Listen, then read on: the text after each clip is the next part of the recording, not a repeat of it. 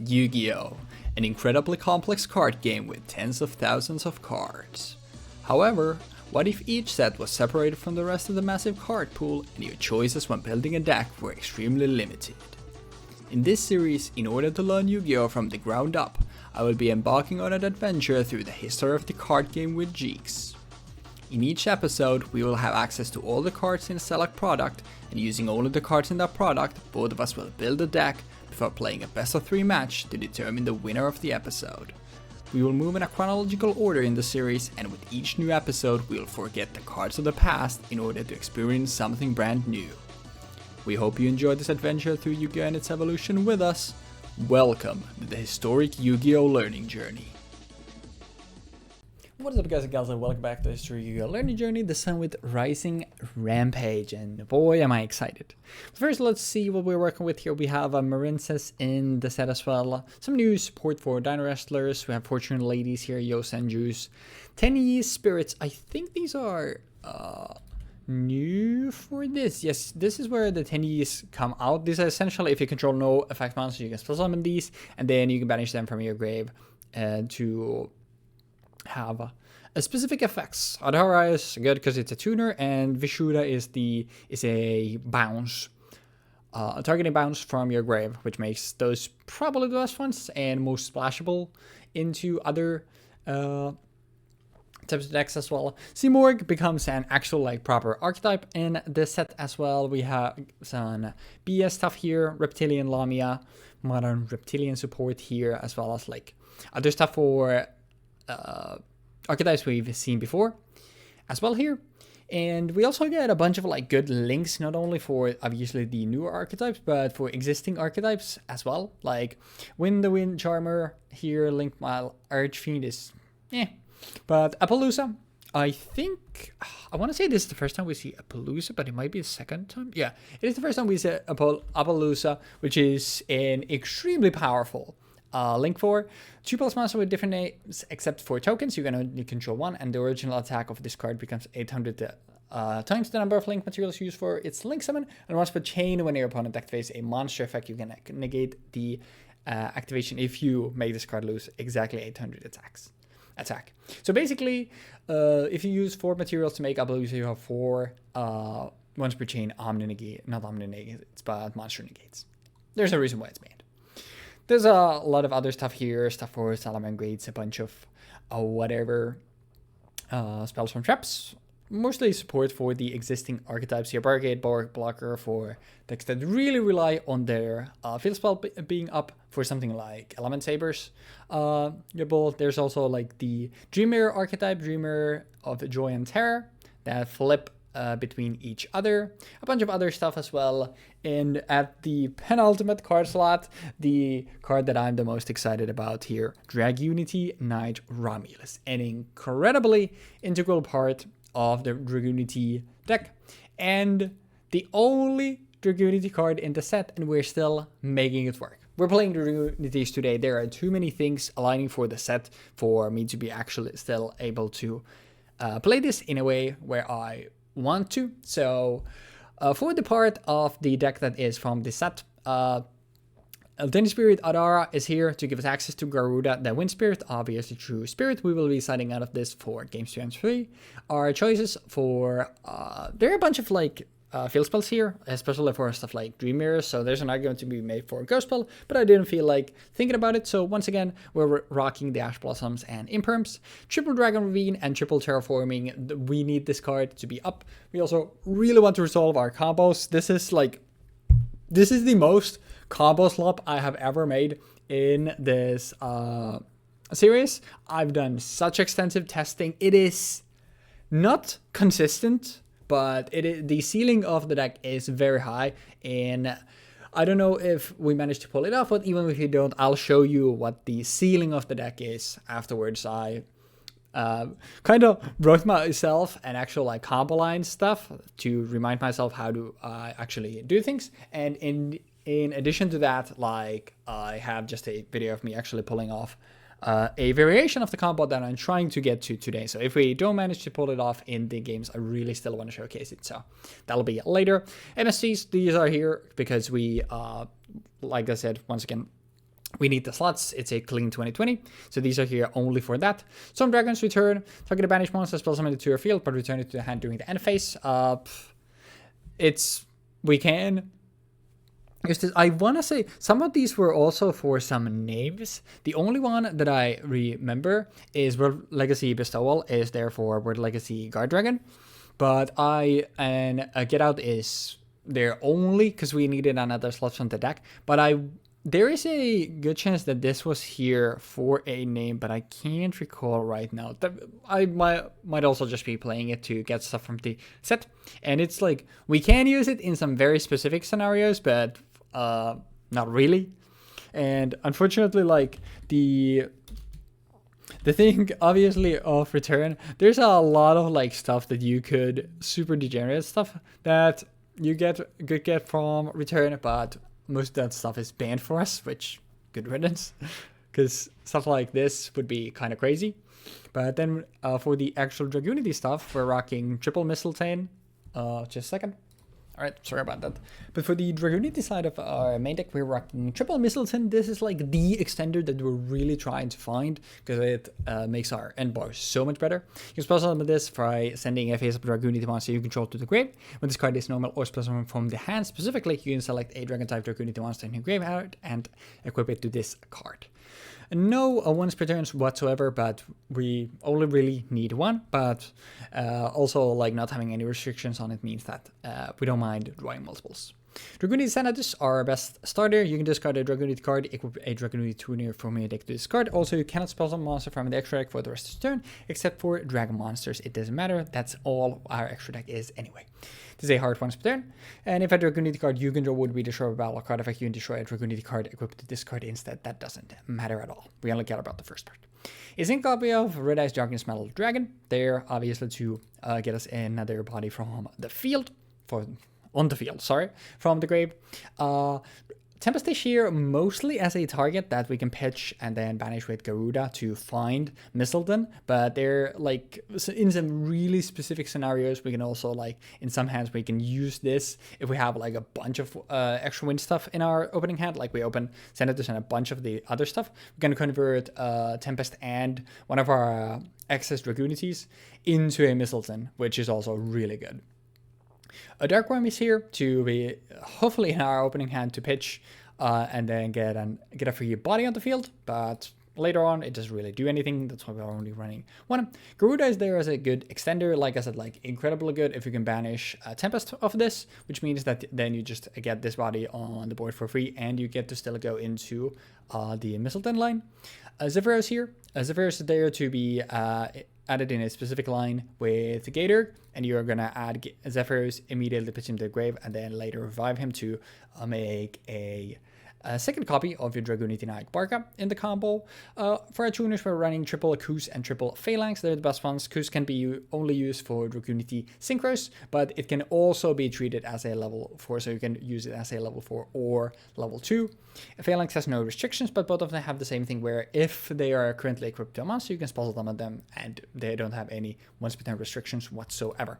Finally, we have the Shruda here, which is also a good extender where in your hand or grave, you can pay half your life point, target one level 6 or lower monster you control, spell this card, and if you do, the card's level is reduced by the level of the targeted monster, and then it would get, if it would leave the field, it's placed to the bottom of the deck, and it's a hard once per turn. The nice thing about this is also because of the stat line and it being a Dragon Tuner, it goes under cards of consonants, which means we can discard it to draw 2, which also doesn't have any extension. And then Dragunity, any limitations. And then finally, Dragunity Divine Lance is here to be added off Romulus, basically every time to get a free body on the field. You would often want to add Dragon Ravine off Romulus before, but the combos I'm basing these on are based on like older stuff when Darkness Metal was still a soft once per turn. So obviously, no, it's a hard once per turn, so we need to adapt a little bit. And the reason why my side deck looks weird, Apollousa is here as an alternative to Saruja, where we're probably not putting it in here, but I have had it here because I really wanted to talk about this because it's one of the best Link fours ever made. and that's why it's here. I don't actually need it. Most of the extra side deck we don't actually care about, but the important thing here is that these 7 slots, as well as 1 hand trap, probably a copy of Imperm, will be these 8 cards. Like, the important part is getting to World Legacy Guard Dragons, because they're also extension that can help us later into combo. In some cases where we get like an extra copy of Xanadus or something in our hand, but don't have access to Mistleton, so we can then use this to revive back a Koos. Curse of Consonance, obviously just consistency. We will have 8 targets total after we add in the Shudo. Second copy of the Shudo, so obviously really good there. There's an argument to be made where it could be better to actually throw in that instead of Garuda, but Garuda can also help us in some other cases. But there's an argument to be made that the 8 slot is interchangeable. Second copy of the Shudo, always going to be there. We're going to have to throw in 1 Dragon Shrine. This helps clean up some of our lines on turn 1s. And some hands, like, we can throw something like Dark Wound we can get on turn 1. Start of turn, or later in the combo, like we can pitch in an extra Dragunity name, Phalanx or Koos into the grave, and that'll make our end board better. And then finally we have either the Evil Empowering Dragon, which is the only freely relevant target for us to summon on an opponent's turn of Heretic Seal, and that's what this is here for. So when it's normal special summon, you can target a monster in the field and banish it. It's just there as a Heretic Seal target, but unfortunately, like, our deck is so tight for, like, before siding that we'll just go with this. Unfortunately, like, before siding, we can't really do much with the deck, so the first game is probably going to be a throwaway. For the rest of this, like I said, like, these are interchangeable. This here, if I feel like I want to see this more often, if I'm opening a lot of, like, Ravine, it's not bad. Dragon Shrine, also, like, more consistent than these. And then just 3 Dragunity cards that I wanted to talk about that are, like, good, but I'm just not running here. Dex on normal summon, you need to target a level 3 or Dragunity monster in your grave and equip that to this card. The issue with this compared to Xanadus is obviously Xanadus being able to equip from deck is really nice, so it doesn't need... if you just open a Dragunity in your hand and no discards and Xanadus, you can still make stuff happen, whereas for Dux you would need also the discard outlet. So it's like, it's decent recovery later on, but it's not really worth it to run immediately.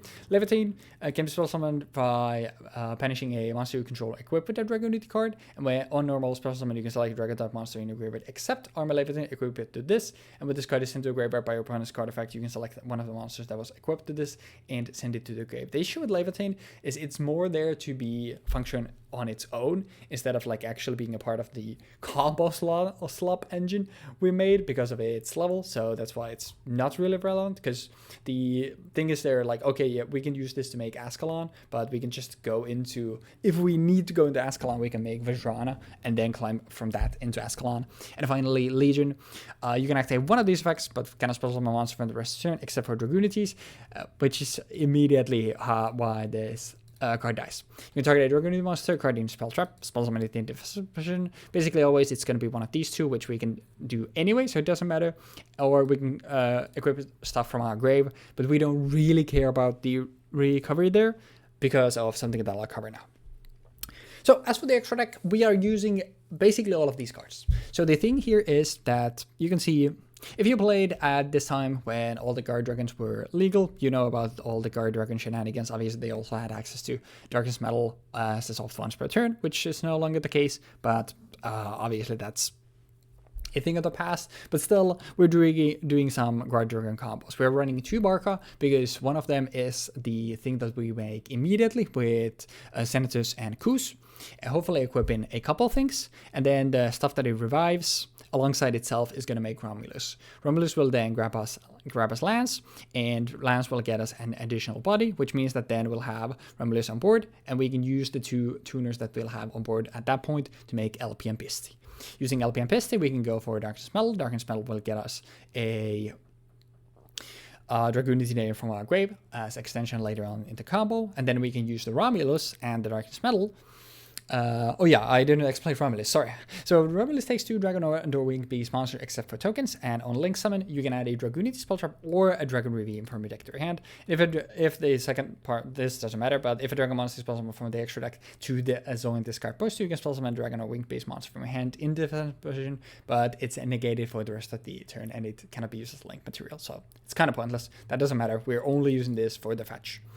So then we'll use Romulus as well as the Darkness Metal that we've used to make Aggro Pain. And then now we use LP, we can use Aggro Pain, go into Gatorg. Gatorg doesn't have to be properly summoned, so we can just use that. We can use the effect, go into Zephyros, and using Zephyros, we can add Zephyrs and pitch Zephyrs, so then later when we get to revive back a Koos, which we usually will do using Pisty. Pisty will revive back a Koos, and then we're using Koos as well as, what's his face? Actually, we don't even, yeah, never mind. Pisty usually is only there to revive back a material that then, like the 3 guard dragons and the material that Pisty revives, then makes us a 4 material Saruja. Then of us making Saruja, we can use the, what's his face? We can use the Gatorg as well as the Phalanx that we summoned earlier with Darkness Metal. We can use those to get a Crystal Wing on the board. Then later on, like when we're making, I won't explain the entire combo here, but later on, like when we're reviving more stuff, we can use 2 of those that are like Dragunity weenies to make Twin Triangle, and the Twin Triangle will revive back a Barca, the Barca that we used earlier, and that'll, like, because we make the Barca later, we'll then have 2 Barcas, we can use those to overlay for Hope Harbinger. And then obviously the Saruja that we've used and something else, like we can just use to go into Heretic Seal. And like the end board that we're trying to get to is Heretic Seal, which obviously has a bounce, and after siding we'll also have a banish off of this. We'll have a spell negate of Hope Harbor. It will have a Crystal Wing Synchro Dragon, and it'll have a Borreload Savage equipped with a Saruja. So that's a 4 negate Borreload Savage that is also 4400. The thing we make Borreload Savage with is like later on in the combo, like you will have a Phalanx on the board. And then, like I said, why this is our best extender is like if we have this Mistletoe in our hand, then we can use Mistletoe to use obviously the Phalanx. And with these 2, we can make Borreload Savage. And the 2 slots that I didn't talk about in our deck, oh yeah, I didn't.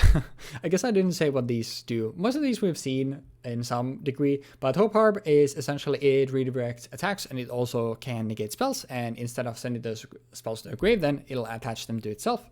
LP and Pisty are kind of the same thing, where they're maybe using similar materials. They lock you, all of the guard dragons lock you from summoning anything except for dragon monsters. And then doing your main phase, you can summon a dragon monster from your hand or deck to a zone that 2 or more Link monsters point to for LP, from your grave for Pisty, and from your extra deck for Aggro Pain.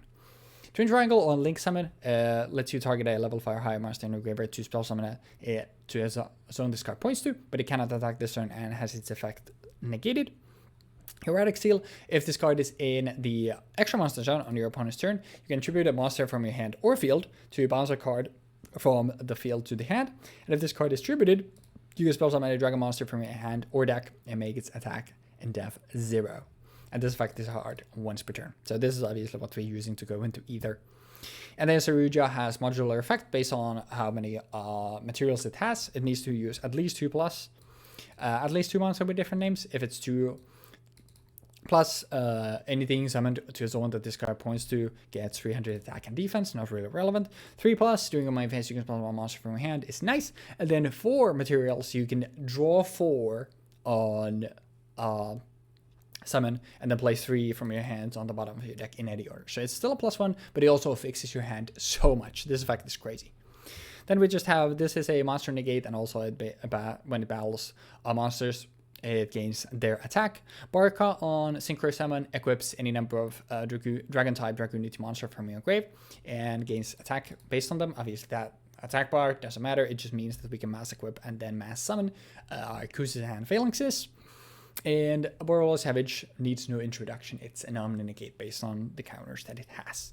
The two cards that I didn't cover are Vajrana and Ascalon. And the reason why we're running those is that if after all of this stuff, like we've exhausted our entire combo, if somehow like Jeexx has the craziest board breaking deck and he can still like deal with our board, like just a Senatus plus a discard means that, or just getting into Senatus with like something like a Guard Dragon, a way to get Phalanx or Kus on board alongside Senatus, and this is the only thing that we would use Dux for, is going to make Vajrana, which is a level 6, and on Synchro Summon, it can target a level 3 or lower Dragunity monster, Dragon Dragunity monster in your grave to equip it to this card. Once per turn, you can send an equip to this to the grave to double this card's attack until the end of this turn. That doesn't matter. What matters is we equip one of these, and then we summon this using either Senatus with either of the Dragunities. We summon Vajrana, we revive back Kus, and then Vajrana plus Kus makes Ascalon. Ascalon is a level 10 Synchro, which can banish a Dragunity monster from a grave to target a monster your opponent controls and banish it. No one per turns, so it's literally as long as you have material, you can use this. And if this Synchro Summon card in its owner's control is destroyed by an opponent's card effect, you can spell summon a Dragunity Synchro monster with 3,000 or less attack from your extra deck. Doesn't matter, because at that point, like, we will have exhausted literally everything in our extra. We would love to run a target for this as well, but we can't. It's essentially there that our turn 1, we're attempting to exhaust all 13 of our other things to make a nigh unbreakable board, I would argue, especially given the limitations of our series. And then if somehow Jeexx still manages to break that, like, we can still go into this, go into Ascalon, and at that point we will have... This banishes monsters specifically, so the maximum amount of monsters that Jeexx would probably have on his board is 6, and we will have definitely at least 6 banishes. So if somehow we lose, even after making the most unbreakable board ever, the Jeexx breaking that board, us making Ascalon, banishing 6 of his monsters, swinging for 3,300, if after all of that we still lose, at that point, he got it. Like, nothing we can do there. But the unfortunate reality of the situation is that the combo is really frail. I still think it's so cool how high the ceiling is, given the limitations of our series. So that's why I still want to showcase it. I really hope I can pull it off in games 2 or 3.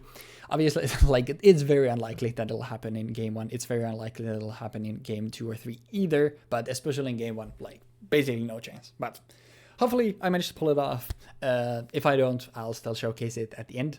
We're playing these games later today, so obviously I don't know anything yet, but hopefully things go well. Thank you for watching the deck break, and hopefully. Sorry, I said hopefully so many times. Sorry that it was so lengthy, but I'm like, this is the most exciting deck that I have ever built in this series thus far, so I'm really looking forward to this. I've done a lot of practice. Hopefully that practice pays off. Thank you for watching Deck Breakdown. Hopefully enjoyed it. Hopefully enjoyed Jeexx as well. And afterwards, I'll see y'all in the dueling zone. Okay, so we are playing Rising Rampage. I am running Tenyi Sky Striker because I had no idea what the fuck I was doing, and all the other options in the set were just kind of whatever to me, so I ended up trying to make something out of this. We have Gizmic Orochi with the Serpentron Sky Slasher with the effect of if this card is in your hand or graveyard, you can, as a quick effect, you can banish the top 3 of the cards of your deck face down, spell summon this card, and you can banish 3 cards from your extra deck face down to target a face-up monster in the field and destroy it. This is a pretty decent card overall. I think this is going to be maybe even used at least once. Sounds like... saying it's decent and saying I'm probably going to use it once doesn't sound like the biggest praise, but when you look at the rest of this deck, that's actually kind of high praise, I think. We have 1 copy of Summoner Monk because I get it from the Monk, and I think it's going to be fairly useful with stuff like being able to just... I can use Engage, and I can search for stuff, I can do my plays, and then give me Summon Monk, and then can maybe discard Engage again, or discard something else, and then go from there to summon out a copy of, like, Mapora, or Nahata, and then not overlay, but, like, make a Link 3. I think that would be pretty decent. Then we have, obviously, Engage, Horned Drones, we have Call by the Grave, we have Change of Heart from Wonder Heart. I think it's called, Wonderheart. Then we have Flawless Perfection of the Tenyi, which has the effect of all non-effect monsters on the field are unaffected by monsters' effects. Once per turn, if your opponent's special summons a monster, if an effect monster will control a face down or a non-effect monster, you can draw 2 cards. Heavy Storm, Afterburners, Shark Cannon, Widow Anchor, Terraforming, Whistle for the Dragon Cycle. Send 1 worm monster from your deck to the graveyard, and then if you control a face-up non-effect monster, you can add from your deck to your hand 1 Tenyi monster with a different name from that monster sent to the graveyard. Then we have Fist of the Unrivaled Tenyi. When a spell trap card is activated while you control a face-up non-effect monster, negate the activation. And if this card is used, hit card you control is destroyed by an opponent's card effect, you can spell summon 1 non-effect monster from your extra deck. Then you have Storm Dragon's Return, target 1 banished monster, spell summon to your field, return to the hand during the end phase. Then we have Ghost Ogre Snow Rabbit, Draw and Lockbird, Tenyi Spirit Adhara, Adhara has the effect if you control no effect monster, you can spell summon this card from your hand. All of the Tenyi spirits have this. And you can banish this card from the graveyard or hand, and then target 1 banished vermin monster, add it to your hand. And then same effect, and then when an attack is declared involving your face non-effect monster and an opponent's face monster, you can banish this card from your hand or graveyard, and then that monster loses 1,500 attack until the end of this turn. Then we have Vishuda, which has the effect if you can banish this card from your hand or graveyard, then target 1 card your opponent controls and return to the hand. Then we have Shnana, which has the effect of a face non-effect monster. You control this destroyed by battle card effect. You banish this card from your hand or graveyard and then get 1 of those destroyed monsters and special summon it. Then you can destroy 1 monster your opponent controls. Mapora, you can negate a card effect that targets a non-effect monster that you control. While this, you can banish this from your hand or graveyard. Yeah, I did not actually, when I was playing this deck, I didn't even realize that they could be banished from the hand. So yeah. Then we have Avida, Rebuilder of Worlds. Cannot be normal summoned or set. Must be special summoned from your hand by there being at least 8 or more link monsters with different names on the field and or in the graveyards. You cannot special summon other monsters the turn you special summon this card. This card's summon cannot be negated. If this card is special summoned, shuffle all other banished monsters that are banished on the field and in the graveyards into the decks. Neither player can activate cards or effects in response to this effect's activation. So this card is in here because I thought it was funny. I think that about sums it up. But at the same time, I'm also going to be going through my extra deck fairly quickly, assuming my stuff gets dealt with. And if I'm not going to be going through my stuff fairly quickly, Weebfox is going to be going through his extra deck fairly quickly, I imagine. And then this can hit the board, and I can recover all of my Tenyi cards, and I can essentially reset the game state. But yeah, for like me specifically, because all of my stuff is tied to effects for the monster effects for the most part. But yeah, then we go from that to having multiple copies of Duel and Law, Ghost Ogre, 1 more copy of Adhara, 1 more copy of Vishuda. You could make the argument that I should probably be playing 3 copies of Vishuda instead of Shtana, but I ended up just playing 2 copies because I felt like it was not gonna give me access to that many things because I couldn't normal summon it. But then I realized while I was actually playing the deck that, oh wait, no, actually it doesn't fucking matter. I'm an idiot. I'm fucking stupid. 'Cause obviously you can just, you control no effect monsters, fucking clown. But I guess the argument would also be, well, if you have 2 of these guys, then you're in, if you happen to draw into both of them, and you would want to summon one and spell summon the other one, that's not possible. But that's also not a problem, because you can just summon one of them, you can use one of them for the Monk of the Tenyi, and then summon the other one, then make... So yeah, there was no reason why I wouldn't be playing 3 copies of these. Then we have another 1 copy of Berserker of the Tenyi, we have Cerberus, we have Phoenix, we have Shizuka, Change of Heart, Heavy Storm, more copies of Sky Striker cards, and then we have Waking the Dragon. If Weebfox is playing fucking Heavy Storm, I'm gonna set this shit and pray. Berserker of the Tenyi, it's a 3k Link 3 with the requirements of 2 monsters, including a Link monster, which obviously allows me to summon it with like Sky Striker cards, using Hornet Drones and another card from my hand. And then also it allows me to just pretty much play my entire deck, obviously. Nightmare Unicorn, Marine's Wonderheart, Tenyi, non-effect monster, 1000 attack, non-link Tenyi monster requirement. 2 war monsters for Shaman of the Tenyi. You can discard 1 card and target 1 monster in your graveyard and spell summon it. Also for the rest of this turn, you cannot activate effects of monster spell summon for the extra deck except Tenyi monsters. When attack is declared involving your face-up non-effect monster, you can target 1 card your opponent controls and destroy it, which is pretty good. Like that's a pretty good effect. I don't think when I was actually like playtesting this a bit, I didn't find ways where I could properly use this in the deck, and I felt like the more consistent lines always just ended up with me using it as fodder for fucking Berserker of the Tenyi and sitting there with like stuff, Sky Striker stuff set and an Unrivaled Tenyi set, with the field spell on. Yeah, that was like the only way that I felt like, oh, this actually works. And with Kagari, we have a Kaina, which is the effect of discard spells. You can target a face of monster controls and cannot attack until the end of your opponent's next turn. And each time you activate the Sky Striker spell card or its effect, gain 100 life points immediately after this effect or card resolves. Shizuku and win the Wind Charmer Warden. 2 monsters, including a Wind Monster, which I do have because I have all of them. You can target 1 Wind Monster in your opponent's graveyard and spell summon it to your zone this card points to. If this link summoned card is destroyed by battle or is destroyed by an opponent's card effect, and while this in its owner's monster zone, you can add 1 Wind Monster, 1,500 less defense from your deck to your hand. So I was originally considering running all of the essentially all of the Charmers for the side deck or an extra deck, depending on what Weebfox is playing. But I kind of backed out on that idea, mostly just because of the fact that I ended up having a bunch of other cards that I wanted to put in. Like, I wanted to put in more copies of Shizuku because I wanted to have more copies of Sky Striker cards in case I wanted to pivot into playing full-on Sky Strikers, which, well, you'll see. But yeah, that about does it. Good luck with the games. What is up, ladies and lads, and welcome back to History here. Learning journey, this time with Rising Rampage. And, dude, I am so excited about this in theory. But we'll just have to wait and see what actually happens. I will say, before siding, my deck is barely functional. So the chances of me producing an actually playable hand are very unlikely. Almost forgot what I was playing for a second there. Wait, honestly? Potential man? I didn't do test hands with the stuff that I have in before siding, but we can we can see if we can make stuff happen. I would like to start by activating a terraforming. Yeah, go for it. I will add to my hand. I'd like to add this immediately after. Okay. I will add to my hand a Dragon Ravine. Just so you can call by immediately after. Nah, you're good. But on that note, I will end my turn. Yep, that's fair. Can't play under draw, unfortunately. Stand by main. Mm-hmm. I would like to special summon from my hand a card called Tenyi Spirit Mapura. Mapura is fine. I link summon. Go for it. Make a goon. The goon. The strongest goon. non-effect link one in the game. Then I special summon this guy from my hand. Mm-hmm. This is an effect. No, it's a condition. It doesn't. Okay, that's weird. I link summon.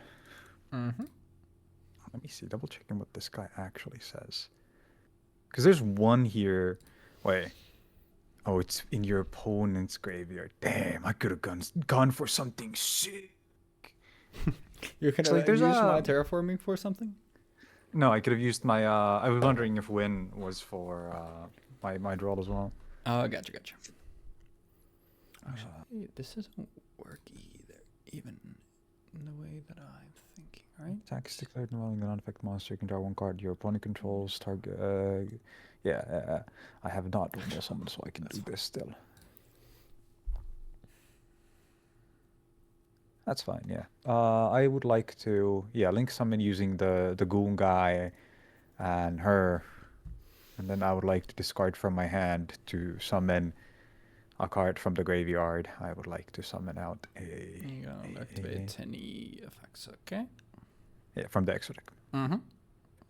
I'm just wondering, because I discard this, I summon a worm. Does it matter which worm I even summon in this situation? Where? I can summon you here. And then... That's 2.6k. These reduce attack. This is only if a non-effect monster is destroyed. That's cool. It doesn't have to be destroyed by your opponent's effect. Yeah, it's extensions, essentially. Yeah, the Tenyi are like their aesthetic is really cool. Yeah, it's neat. They're neat. Double checking. Yeah. I'm legit wondering because I can go for a bigger guy, right? Mm-hmm. But I don't know if it's worth it. I think it might just be worth it to go for the bigger guy. Just go for the bigger guy. Make the big guy. Do both of us. I will take 3,000. Oh yeah, and then I pass. All right. Draw step. Dude, I'm drawing. I kind of wish I had the fucking field spell. Fair enough. I wish I could draw too. Activate Ravine. Activate the effect of the Ravine, and I would like to discard for cost the Word Legacy Bestowal, I think. I guess there is... Yeah, sure. I'll pitch this. Yeah, give me a second. I will make myself one control. Oh wait, it's this thing. What do you even get from that? I would like to change this thing. You're so good? Sure. So yeah. This destroys it, but I still get it to... No. But no. It's a continuous spell. If it leaves the field, it doesn't activate. All right. It doesn't resolve. That's. I'll just fire off another Dragon Ravine. Yep. That's fine. Pitch for cost this. Attempt to activate the same effect. I think, yeah, this is a hard one per turn. Give me a moment. Go for it. Activate. It has to target. Yeah, that's fine. Yeah, it should be one of your things is destroyed. Something. Oh no. This thing. And then. Mapura. If you target a non-effect monster. Yeah. And then there's the other one that says. Yeah. So as long as I don't target your stuff, I should be fine. Yeah. Obviously. Oh, this is supposed to be. Yeah. Doesn't matter. Depends on what you have. Yep. I'm pretty sure. We'll see if we can do this. I'm pretty sure I would have had it in the previous turn, but I don't know if I still have it. But we'll see. I will normal summon Dragunity Senatus. I will use this effect. I will pitch for cost this Dragunity Phalanx. Okay. I will equip from deck a Dragunity Koos, which I will then use to summon it. Using its own effect, I will summon it. Yeah. I will use... Yep. I will use these two to summon out Dragunity Knight Barca, which will equip both of my thingies, and I will just skip a step. I will also then go for this. Wow. Yeah, actually, I don't... oh, yeah, I don't have... Yeah. Okay, if I got the effect, yeah, then I would have been able to do the full thing, assuming you don't have disruption. But now we're gonna have to make do with what we have. And wait, is the full combo 2 Dragon Ravines? No. It's you have so many things. It's you need you essentially just you have like you need the names in circulation, you need Senatus, and you need some extension. But because for Ravine costs you stuff in your hand, and like I drew both of the 2 of the 4 one-offs that I'm running that don't do anything in my deck except for work for discards, because I needed stuff from the set. That's why they just don't do anything. Okay. So that's the issue there. But actually, wait. No. I can make this work. Let's go. Okay. Let's go Barca and Phalanx. I will summon out Romulus. Romulus effect. I would like to add to my hand a Dragunity spell trap. Okay. I will. Bro, getting a 3rd Dragon. I will go for Lance. Oh, okay. Never mind. That would have been insane, by the way. Just go for a 3rd. It would have been. I will equip Lance on Romulus. I will activate Lance to equip Romulus from my deck with a Dragunity card. Yeah. I will equip it with another Koos, which I will then swiftly summon out. Because I can do... Well, I mean, two tuners now. I will use Koos to summon out Guard Dragon LP. I will use the other Koos, summon out Guard Dragon Pisty. What do these guys even do? Well, you'll see. I'll use LP effect, and I will summon from my deck a Darkness Metal into a zone that 2 or more link monsters point to. I will use Red Med. I will revive back, I think, the Phalanx. Then I will use Red Eyes, Darkness. Actually, This makes it awkward because of not getting to go first. So the zones might make this a little awkward, but we'll You have see. another link zone, by the way. You can do something. Yeah, but it's I will go into Agripane using these two. I will use the effect of Agripane, summon out a card from my extra. I will go for Gator. I will activate the effect of Gator.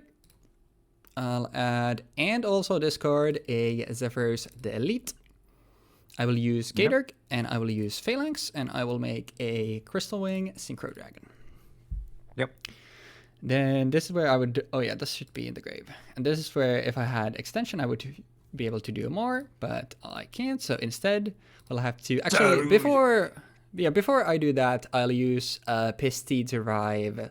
Once again, there's only one zone I can revive to, and I think I'll revive a Koos there. So this is the only zone the two or more links point to, so only one I can go for. But then I'll use those to go into... actually, wait, does this work? Not really, because I can go for...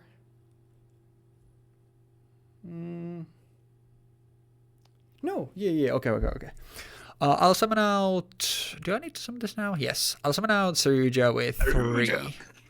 Then I think at this point, I'll activate Zephyros. I'll bounce back the Dragon Ravine to my hand. I'll revive Zephyros, take 400.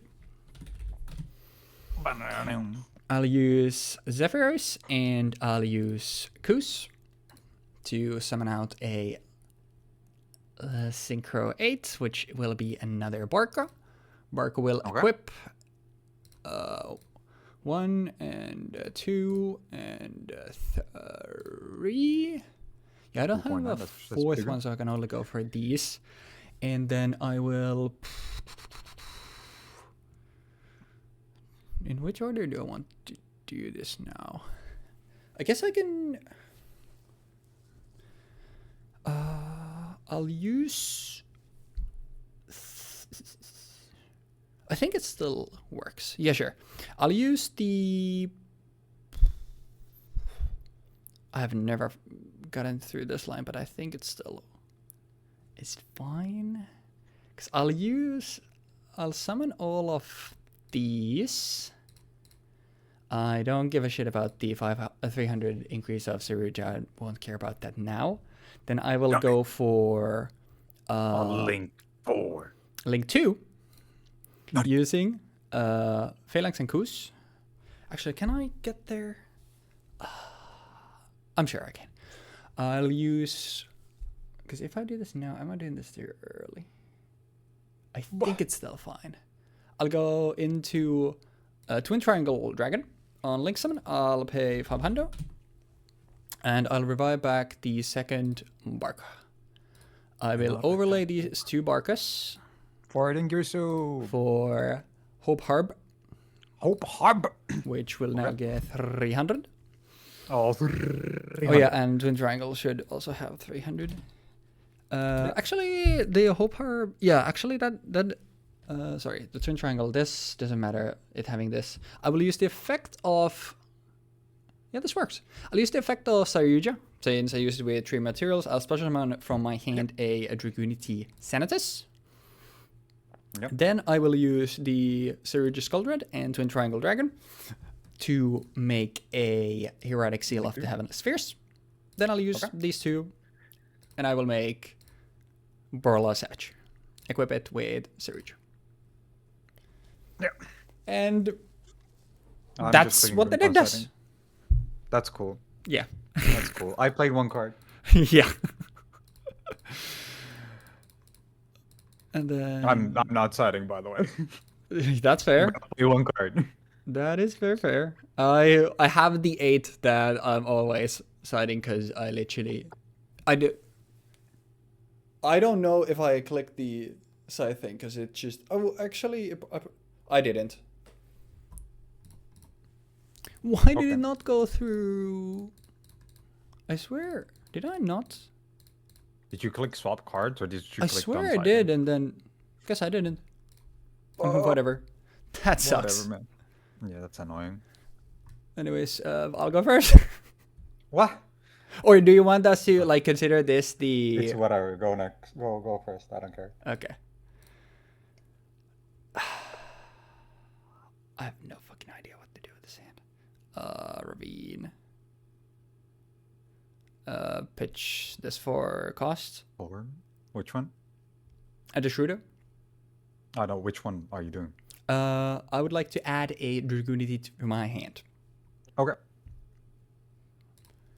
I will go And after for. you add, Oh, yeah. I will After you add the Senatos, Mhm. and then I will set one, and I will pass. Okay. Stand by main. I activate Heavy Storm. Sure. These go to the grave. I activate Vessel for the Dragon Cycle. Go for it. I mill from my deck a Worm card. There's a problem with this deck at this moment in time. It does not have anything to actually do from this position when I only have a Vessel for the Dragon Cycle. Because the card that actually does something for this deck comes out in the next set. And it says you can banish it and you can add a card to your hand. Oh, gotcha. Because the only like I only know Tenyi as an engine in Sword Soul thanks to Oni, and I know that Draco Berserker is a good synchro, but that's it. That also comes out next set. By the way, I'm just gonna banish this because I think it's funny. This thing is a This thing is a tuner. Yeah, it's a level 1 tuner. Yeah, you don't have synchros for this deck yet, and you don't have any level 8 synchro like decent synchros you can go into.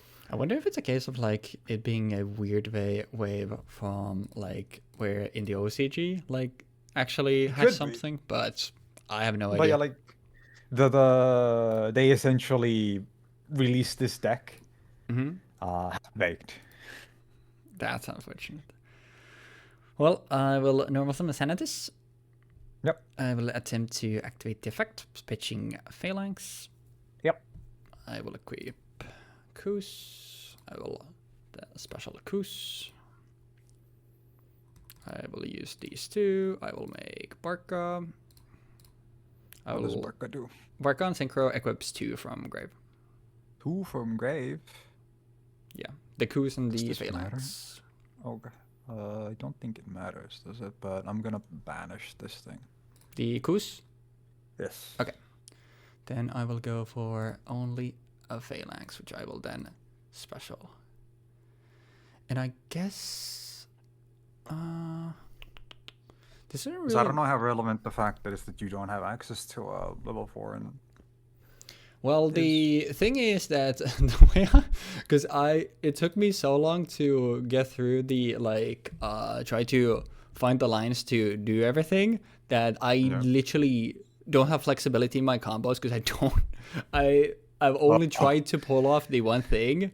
The issue is that there's not much, but I guess since I didn't make this before, I'll make this Ascalon.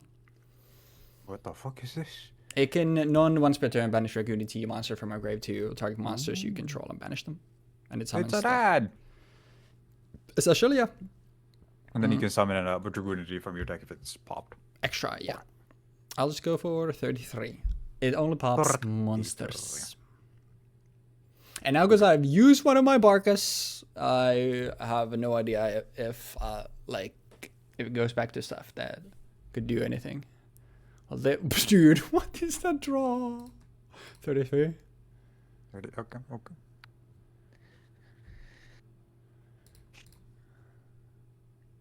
Oh boy! Did you find the start? I activate from my hand Sky Striker Mecha Hornet Rose.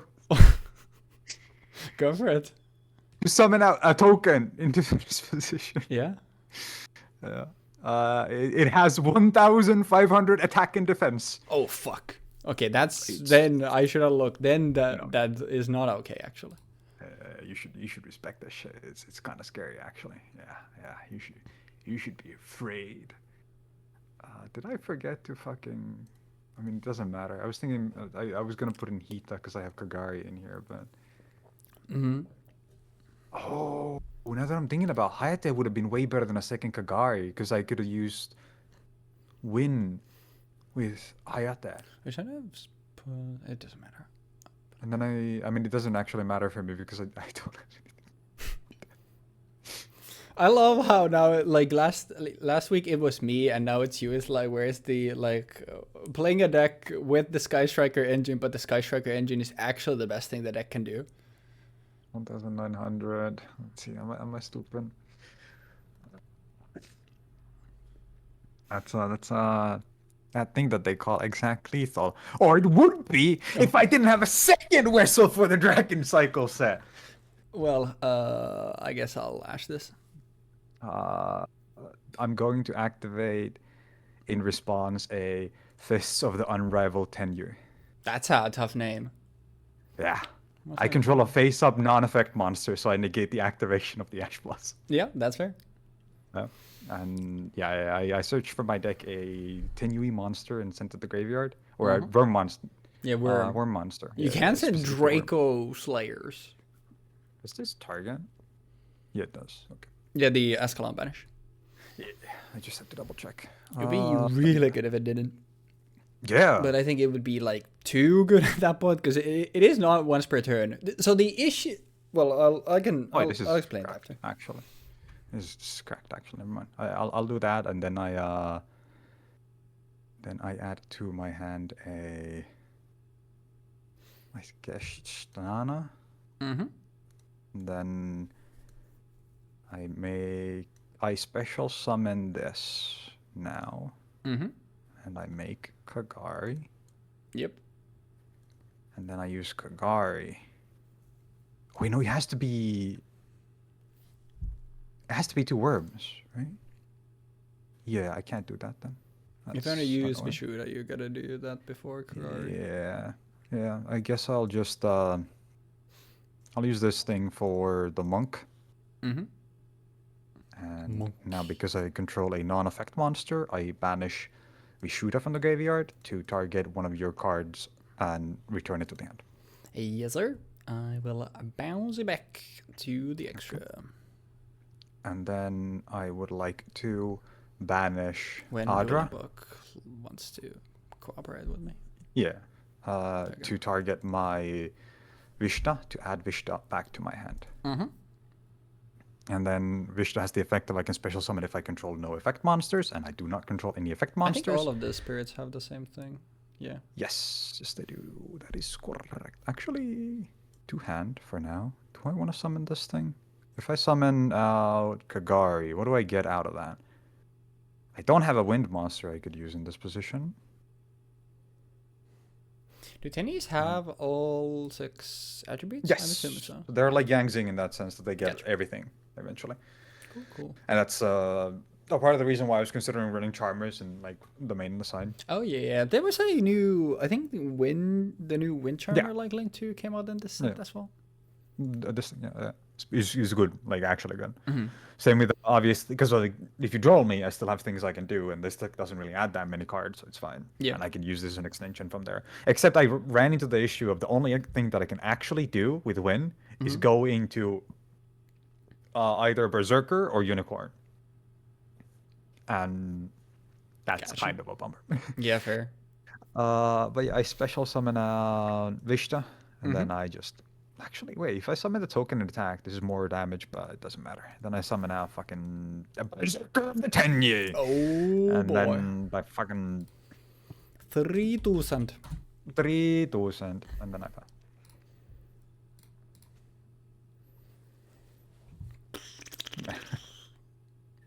Well, that doesn't really do anything. Can I make something work here? Because I summon you. I summon. Vishuda is really good. I'm looking at it. I can summon that for. Essentially, but does it do anything? I don't know it does. So what do you have here? If I fit a non-effect monster is destroyed by a bubble of effects. This is a bounce. Okay. The bounce is the thing that I think is the most scary. Yeah, that's why I like this card. It wasn't like every single deck that made non-effect stuff, because it's just a good thing to have. Because let's say I go for you, I get you, I get those, I get that, I can go. I mean, bro, fuck it. Fuck it, we ball. I don't feel like thinking. A normal Senatus. Okay, what does it do? Nothing. The effect you can do is that on field you can discard something. Okay. I will activate Word Legacy Guard Dragon. I will target the only livable target in my grave, and I will special summon it. Let me double check something. Go for it.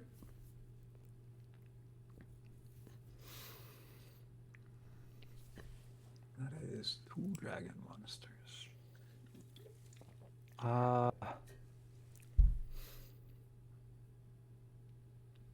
Does this matter? Can I do anything about this?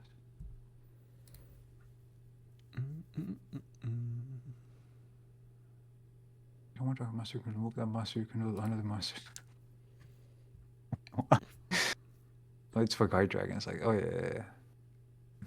Yeah, the on-field is then like once per turn you can move stuff around to have the zones.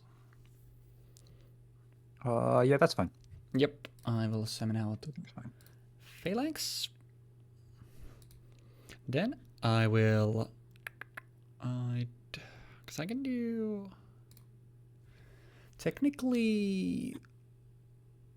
Oh yeah, it's not a tuner, of course, because all the dragons are tuners. Right? Yeah, the dragons are tuners and the winged beasts are the main thingies. Well, there's an exception. The level 3 guy was. Oh no, the level 1 was a tuner. The fucking searcher. I think. The one searcher? I think the level 1 searcher that like searched your deck when once into the graveyard. Wait, I don't think Dragunities have a level 1. At least I'm not playing any. Don't they?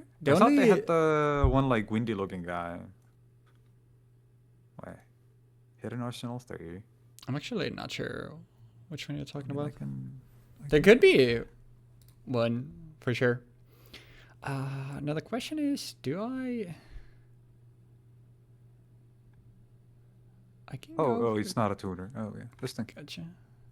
When this card's normal specialty, you can send a level 1 or lower, level 3 or lower to the grave. Oh yeah, gotcha. Yeah, I have access to Dragon Shrine if I need something like that. Now, mostly I'm just wondering, because if I make this, I make that, I make that. I summon that, it doesn't really matter. I guess I'll do this here. I will target my Senatus with my Destrudo. I will summon a Destrudo, paying half my life.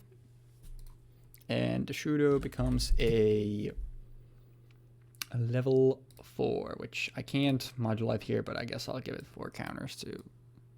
Sorry, level 3. Just that it's a level 3. I just think it's a dragon. Then... Yep.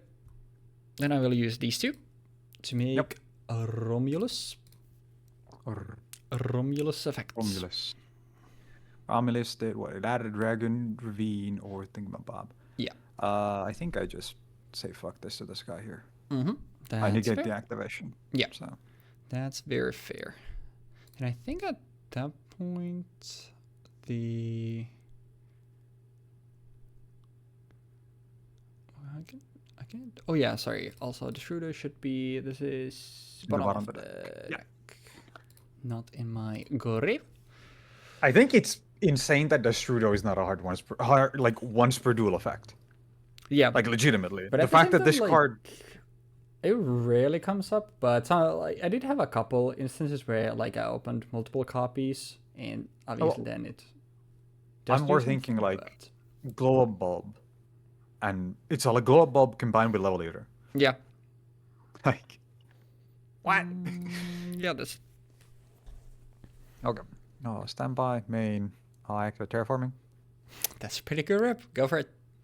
I add to my hand a copy of the card that was next in my deck. A Flawless Perfection of the Tenyi. All non-effect monsters are unaffected by my opponent's monster effects. Unaffected by monster effects. All of them. That's pretty good. I mean, I don't know if you have anything that you can use for this stuff, but I'm going to banish Vishuda. Is there any battle tricks in this deck that activate from hand? Because I don't think there is, or from the grave. At least I can tell you I'm not running any. Okay, then I think I'll bounce Romulus back to your hand, and then I'll go combat and swing into the sky. Yep. And then you can destroy a Dragunity card equipped to this card instead. Okay. It's equipped to this card? Yeah. Not equipped? I mean, that part never comes up. Xenazis doesn't end up on the field. Yeah. It just if feels really you're weird negating that something, it you're wouldn't negating Xenazis anyway, so I wouldn't equip anything anyway. And does that do anything? Because I can... I mean, we'll try. Might as well try. Let's go a second guard dragon. I will grab the only eligible target in my grave, which I will then equip with Divine Lance. I will use Divine Lance to equip it. When you special summon an effect monster, I get to draw 2. Yep. Okay, go. I will equip with this, and I will also summon it. Then I will go for, this is... Describe all card effect. Yeah. Unfortunately, I can't do anything interesting here, so we're doing the usual dragon stuff. We're doing seals, and it's this is the monster effect. That's fine. Yeah. And by main. Yep.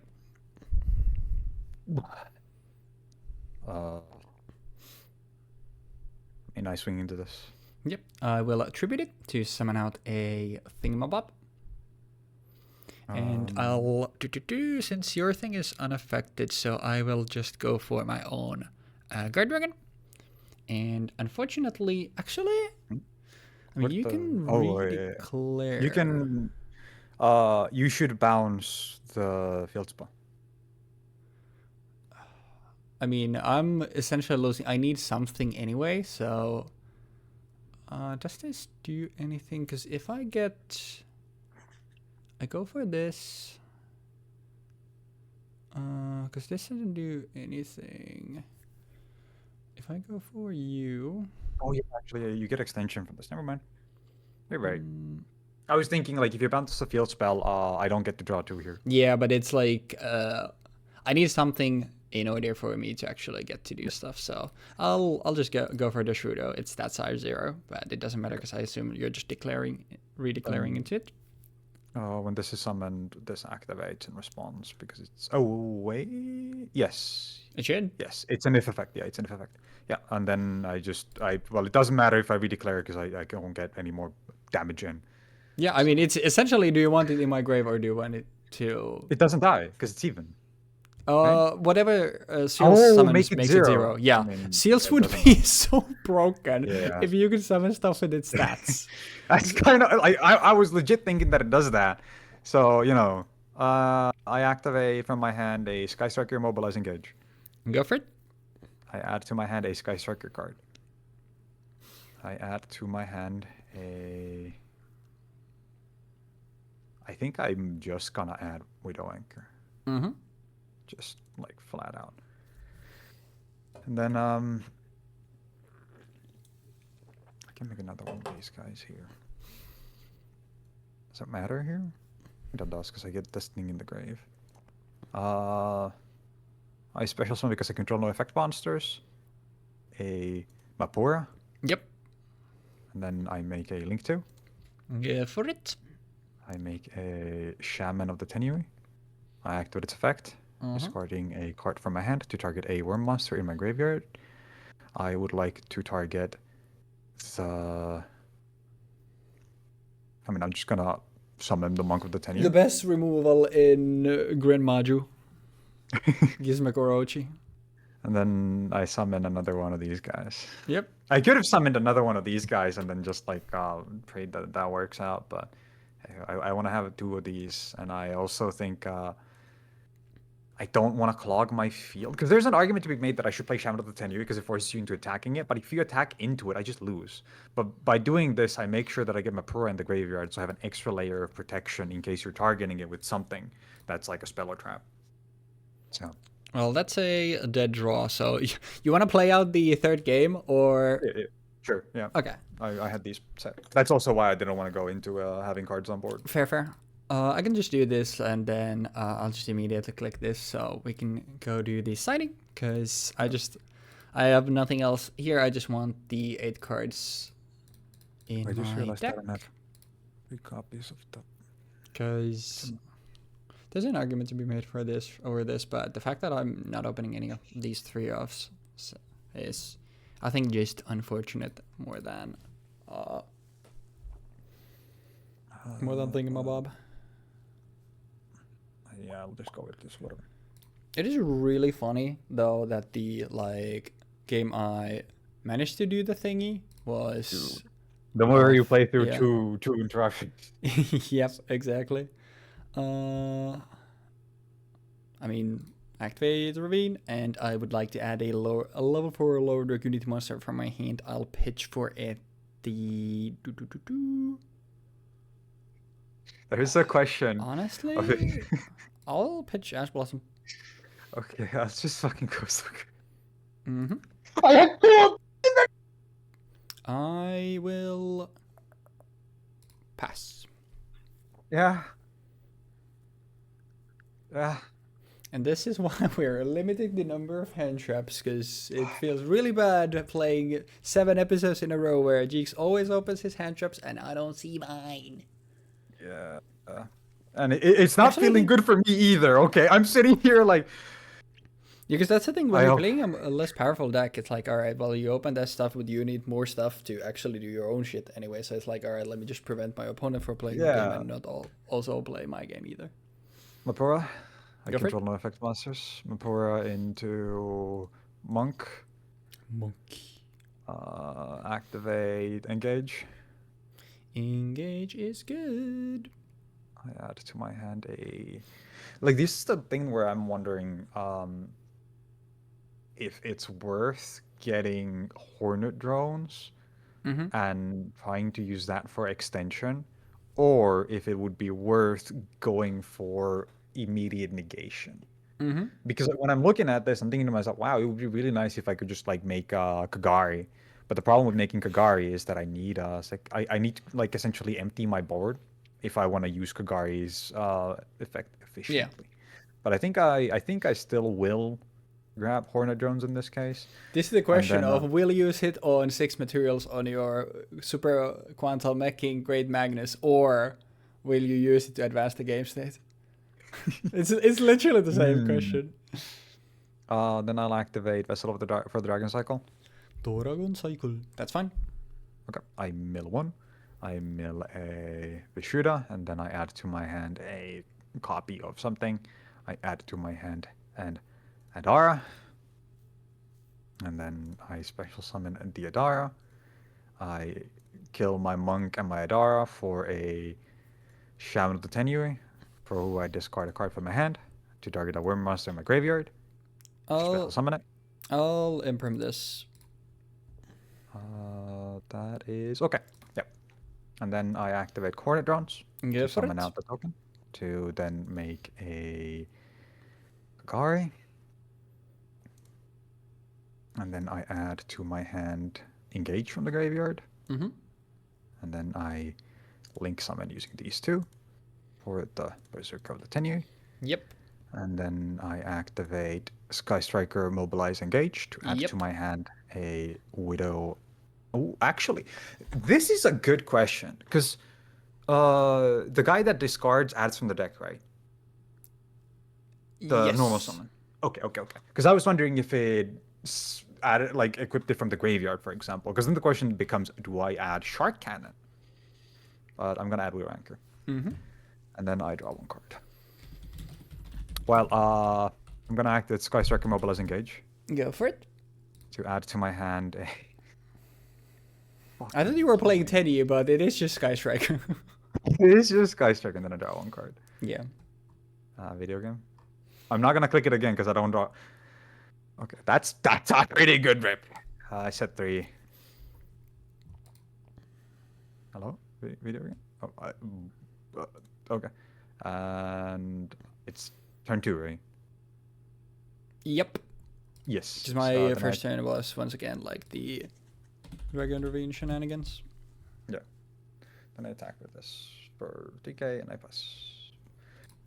Well, triple back rows, I don't think we're doing anything here, but normal Senatus.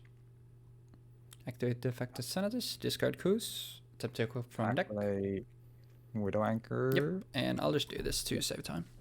Yep. I'm honestly so surprised that I even took a game, especially when it was with the like dogshit package. But the only like you did that is fucking cracked. Because that's the thing about this, like the fact that you can in our series you can end on a board that looks like this. Is if you get the extension, it's like you get the 4-draw from Saruja, and also you get an extra body on the field, which then means that you don't need to use the Twin Burst, so you have the extra body doesn't matter, but it's still like you have something extra on your board, which essentially just means then that you have not here.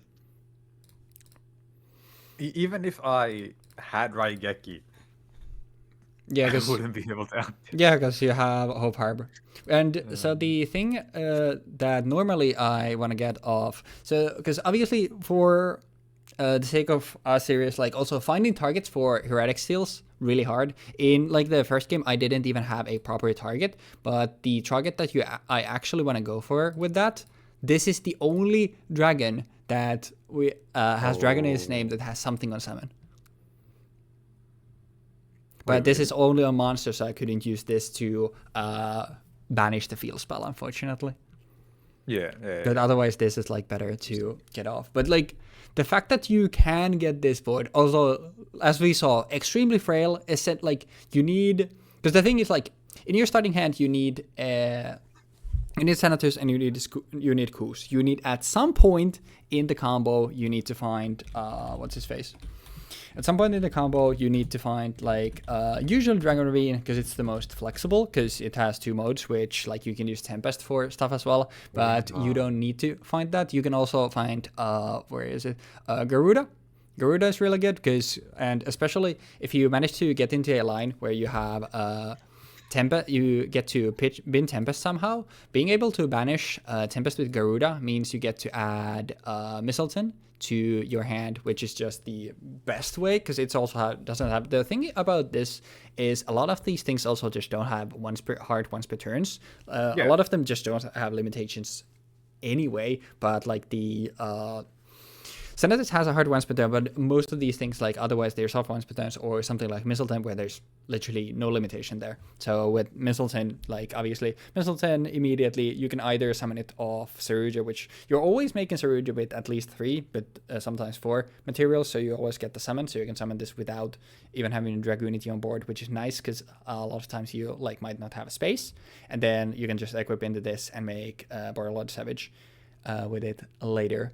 And the one thing that didn't come up, I did end up making Ascalon, but the cool thing about this that I was also talking about in the deck breakdown, by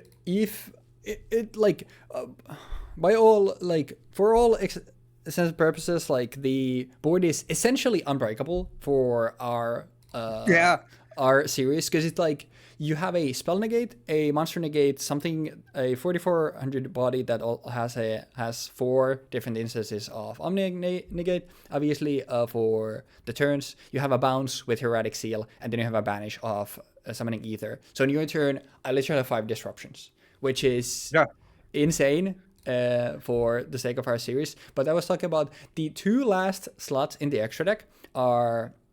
Literally, if you somehow manage to break my board, if I have some means of making Vajrana, which is essentially just like it can be a Mistleton, it can be a more often Senatus, and I have like where Senatus doesn't need the discard because I'm running like multiple copies of World Legacy Guard Dragon to revive back the things. So essentially just getting something to go into Vajrana. Vajrana that can equip coups from my graveyard, and then since coups can be treated as a level 4, my I board? can make Ascalon with those. Oh, And at that I mean, point, yeah. because at that point when I've gone through the combo, like at the minimum I would have a single Senatus, 2 coups, 1 Phalanx, 2 Barca, and 1 Gatorg. At minimum, Dragunity monsters in my grave, which is 7 monster banishes. So even if you somehow, I literally said this, if you somehow break my board and you make literally fill all 6 of your monster zones, I still have extra banishes at minimum with Ascalon, obviously given that they don't have target immunity. But it's like, even if you go literally beyond and manage to do that, I still have a way to come back to the game. Even if you go further beyond. But this is, like I said earlier, like it's mostly, the deck is potential, man, but it's for how our series is built. I think the fact that you can get a ceiling this high was so fucking cool. But I will say, I think Agrabah gotta go, bro. This card is just degenerate. Oh, wait. This card, Agripane, you cannot spell a monster from dragon during the main phase. You can build one dragon monster from extra deck to an extra monster zone or main monster zone. You summon that has 2 or more links from monsters that point to it. The thing about also about this is like already like how, because this is dragon support, and already like dragons are really good, especially good so in our series because they have like so much more you can go into. And I think as long as I think LP and PST are still like they're fine, but I think like as long as all 3 of these exist, like every dragon deck, there's the potential to just make it guard dragon slop. So I think like it was cool getting to showcase that you can do stuff like this, but I think we should kill Agripane just for the sake of like stuff is gonna be more interesting, because your best play every single time isn't just to do guard dragon slop. Even though obviously it's not as degenerate when you don't have soft once per turn DMed, which obviously if you had LP summon DMed, use DMed to revive back something. Use DMed and whatever else you have, even the thing you revive to make Agripane. Summon something with from your extra for free. Later you can use Pisty, once again to revive DMed, and once again use its effect. So that's like what made it extra degenerate. But I think even without that, like Agripane just makes a lot of lines like less interesting for in general, like for dragon decks. Obviously it's really good for Dragunity, but still, like I think in general Agripane is just not a healthy card to have, especially because it just makes things a lot more monotone. So I think because of that, like I think we just get rid of Agripane here. I think that's fair. I think that is fair. I must admit, I have never seen this card ever, and considering that it was banned in the exact same fucking year that it came out, that track. Yeah, it did not last long. That they literally 6 months. that, like this is the first instance of Dragon Link, and probably the strongest one was like the guard dragon stuff, and obviously like because you can, these don't have limitations, level limitation or anything. Summon a dragon from your extra deck, summon a dragon from your deck, summon a dragon from your grave. They are so insanely flexible, and like I said, like 2 of them at the same time. Like I know like now LP is also banned, but I still think like LP and PST are still like fine, because if you can do the guard dragon stuff like once from your deck and once from your grave, it's still insanely powerful. But being able to do it from the extra deck as well as having another instance of being able to do the whole loop is like that's the main issue in my opinion. So at least for now, like if in the future if it goes to like okay now every single dragon deck also has LP and PST, then we can look at the others. But I think like for the sake of serious, like it should be fine. But at least for now, like let's get rid of Agripane and we'll see like how that pans out.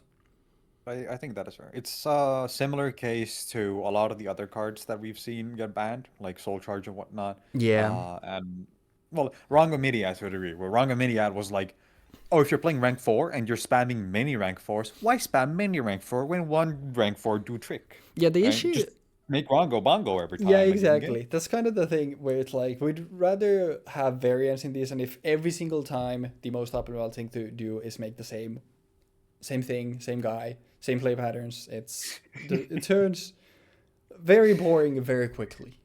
You say that, this is the third week in a row that we've showcased Skystreak. That's But like in a way, because I was talking about this with Jojo actually last night, where we've been playing Sky Striker in different decks, and the reason why we're doing that is for different reasons. yeah. You were playing it for easy access to removal. I was playing it not for removal because I don't need to remove things. I was playing it more for protection because like whenever you're playing your deck, I gain resources for it, and I get to play my deck for it, which Yeah. means that I wanted to prevent you from extending further than a certain point so that I can still win but not kill your things because I want to kill them myself or I can bounce them with other cards. I did have a one-off afterburner, obviously, but for the most part, the thing that I had in here, for were obviously Shark Cannon, Widow Anchor, and Hornet Drones. Because Yeah. Hornet Drones activates the deck. Mm-hmm. So you Tokens play are Hornet good for Drones, Tenyi. and you do stuff.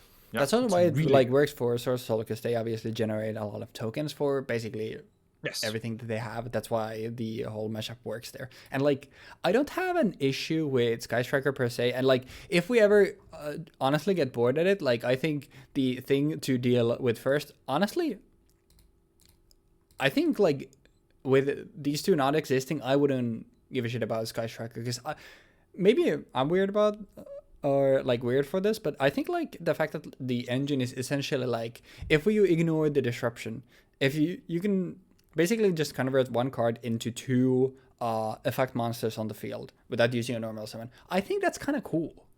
But Yeah, obviously, that's what like I'm being running it able to for. do that and then end on like other disruption as well. Like, and I don't mind afterburners as much because obviously it's not a quick play spell.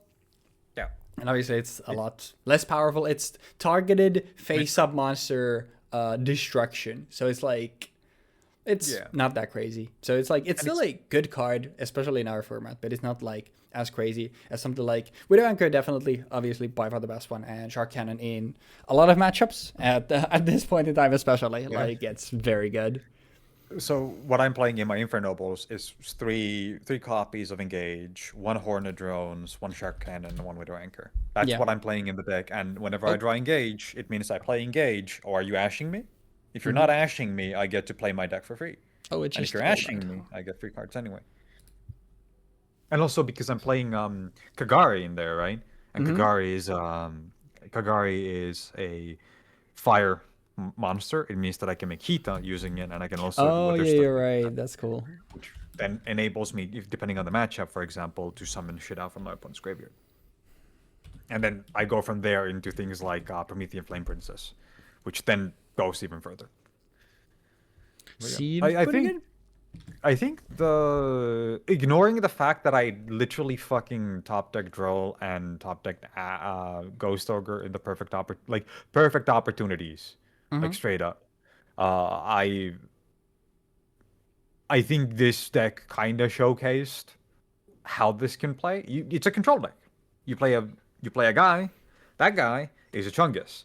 I have a card that says, well, Chungus is on board. I draw cards if you play guys. Chungus cannot be shot by guys. Now I set 3, pass. That's kind of funny enough. That's kind of how like the Subterra deck would have wanted to play if like actually got my Chungus on board, which in that case is obviously Gur. Yeah. But they're like it's obviously it needs less cards for that, but also it doesn't generate as many as like for you like the draws obviously. Especially this matchup because I was playing fucking combo slop.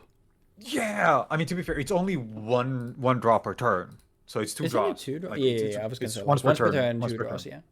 Still But very like, good. it's really good, and obviously because you have effects that activate when I kill things, so I draw cards from that too. Yep. So immediately when I kill the guy and you summon Destrudo, I was like, well, I'm at 5 cards now, and I just get to play game for free again. I also put in Gizmic or Archie because I was like, this card is goofy as fuck. I've never seen it in anything other than Grand Modulist, but that's cool about the series. Sometimes you're like, wait, honestly, I can use this. Because my extra deck only has like doesn't have that many relevant cards in it. It has Mhm. 3 copies of the Monk of Tenyi, the Tenyi right now. It has 3 copies of the Tenyi, 2 copies of Berserker, a Unicorn, a fucking dead card that I have in here specifically so like a change of heart, and then 2 Kagari and Oh, 1 which one was win, the and dead then card? Shizuku's Wonder Heart. Oh, gotcha. Princess Wonder Heart Yeah. for change of heart.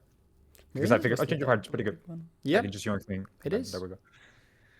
If like thinking about it, um, if I got myself into a situation where I managed to bait out Harbinger and I managed to bait out an Omni Negate, and I then change of heart the fucking Borreload Savage Dragon and ran that fucker into your Crystal Wing. Crystal Wing has a has a mandatory effect of it's increasing its attack whenever you swing with a monster that's level 5 or higher, and I kill the fucking Borreload Savage Dragon. That's why we have Hope Harbinger, baby. That's why we play fucking Heavy Storm. Oh, Harbinger takes that. Oh, okay. I play Widow Anchor in response to Hope Harbinger, or negate that with Savage. Like, okay, I play Change of Heart on the Widow, on the fucking Borderlord Savage. The Mine. only back row that I play is literally one of Call by and 3 Imperm, So, which turned into 2 Imperm after deciding. Because I have 7 bad cards from the set, so I literally, in order to get my engine stuff in, the combo slop stuff in, I also said I have 1 Imperm. So I literally have 3 cards total in the deck that I would set.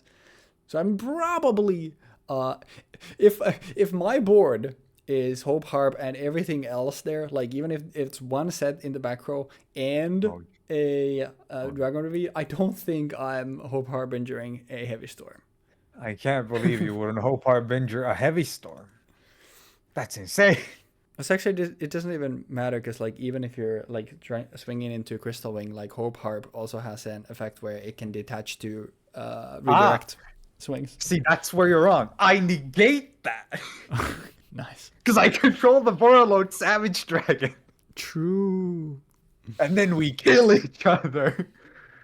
Absolute cinema. This is I don't think the it actually picture works. with the fucking fire tarot Koraidon with the bottom text, let's go kill ourselves. So, big problem here. Because of the fact that I described the situation would happen, it would require for you to not have actually used Borreload Savage Dragon. Because Borreload Savage Dragon's effect states Oh you can yeah, only because use this it's effect of Borreload Savage Dragon once per turn, and for some fucking reason, even that if you means take it, you can use it. even if it's referring to you as the person that Yeah, it used is it, but weird like, that stuff like that is like it's essentially the card can use it once per turn. yeah, the game remembers that. The game remembers that But this so many card other used things this it effect. doesn't. I keep bringing this up because it's one of the worst things about the game in terms of like pure playability. You try to explain to someone, okay, so you have a card, right? This card was summoned from the extra deck. When it goes to the graveyard, you can special summon it, but it's not treated as having been summoned from the extra deck. It is not a card that was Mm-hmm. summoned from the Yep. extra deck, which doesn't make sense because it was summoned from the extra deck. It has to have been summoned from the extra deck for you to be able to resummon it. And this just leads to a situation where, well, that doesn't make sense. And you can't explain with anything like, Konami. Like I was talking with Jojo about this, where I was explaining how Starlight Road allows you to summon Stardust Dragon, Yep. but if you use Stardust effect, It you doesn't can't revive summon itself. it back. Yeah. Yeah, because that would be insane. Like That legitimately, back card, in by the the day. way, funny you bring that. That is literally how I learned about the like properly summon from the extra deck Same. stuff first. That's literally how I learned is what was Yeah. with that card, and then I was like, was it an Edo Pro? I was playing on some like I was playing like an early I don't even remember what archetype it was, but random deck because I was trying like at the side like so many different decks and I activated that. I used the Stardust Dragon, and then I was like, "Wait, why can I not revive it back?" It's like, "Oh, that's Yeah. why." And then it's like, then I look into it further. It's like, okay, if it's properly summoned, you can revive it with Monster Reborn. But if it gets destroyed again, since the last time it was summoned, it wasn't properly synchronized summoned, so now you can't revive it back again. And that's how I literally learned about the entire mechanic as a whole. Yeah. And I think it's something that's kind of important for a lot of Yu-Gi-Oh players to learn, but Oh, for it sure. doesn't really come up nowadays because there's not that many cards that do that. You can make the argument, well, there's in this set, for example, I think, Waking the Dragon. Shit, by the way. Fuck. What's up? Now I realize also that next time is a fucking structure episode. Oh, what? Oh, it's the Endymion one. Endymion Right. and the Rocket. Oh, well, you Literally get to choose. like combo slop versus fucking pendulum. Well, do you want to play the combo slot? The guard dragon combo slot that the guard dragons exist for, even though they're not even dragons, I think. Yeah, it's rockets are essentially like the like birth of the Dragon Link, and they are part of the Dragon Link for so Oh, wait, they long. are But dragons. I think there's they're no fucking. there's like no the deck is really bad though, because like they're missing basically all of their main deck thingies. But Yeah. like it's a pendulum deck, or that's go ahead, you can play the pendulum deck. I'll play rockets, sure. I'll try to figure out what I just spent like so much time trying to figure out like how the fuck I can make this janky thing work. And now I'm gonna have to literally try to figure out an early build of fucking Dragon Link. Let's do the time warp again. I'm I need I need a break from combo slot, bro. Also, I'm realizing now, because since like for a little while now we've been keeping track just for funsies about the track record, mostly because it's fun to see like how neck and neck it is. That this was your fourth win in a actually no, this was the sixth win in a row. Sheesh. Wait, what? Fifth, No way. yeah, fifth. You've won 5 episodes in a row now, and Okay, how many of this those have been is heroes? sorry. How many of those have been heroes? I don't know. It's 38 to 42 now. Like all of those have been your dubs, at least according to my notes. And this is now win number 69. Nice. Nice. We missed 6, 7. So, Smudge. wait, that can't be right. I lost the Orcus versus my Akashi. I lost the Power Code Link. I lost the Infinite Track Trains versus Witchcrafter. And then Galaxy Photon I won. And then the one after that I won. That was the Orcus one. That was the other Orcus one. The last row for you do. Oh, yeah, wait. Is 38, was that the second time I played trains? Was that it? Yes, second or third. I think that's second, yeah. Oh 'Cause yeah, I think there was yeah. another episode. No, but yeah. I don't know why I said 5. Yeah, you're right. 4. Because when we upload these, like essentially, then I remove one here and then I just keep track of the other stuff. So it's like yeah, you're right. So it's been 4 in a row, because it was actually yeah 4 in a And row. You're right. But now it's that was which means Heroes. if it, Orcus Hero. Heroes. but And now this now and now this hand trap Sky Striker or whatever you're yeah. playing. It was Tenyi! Come Sure on! was.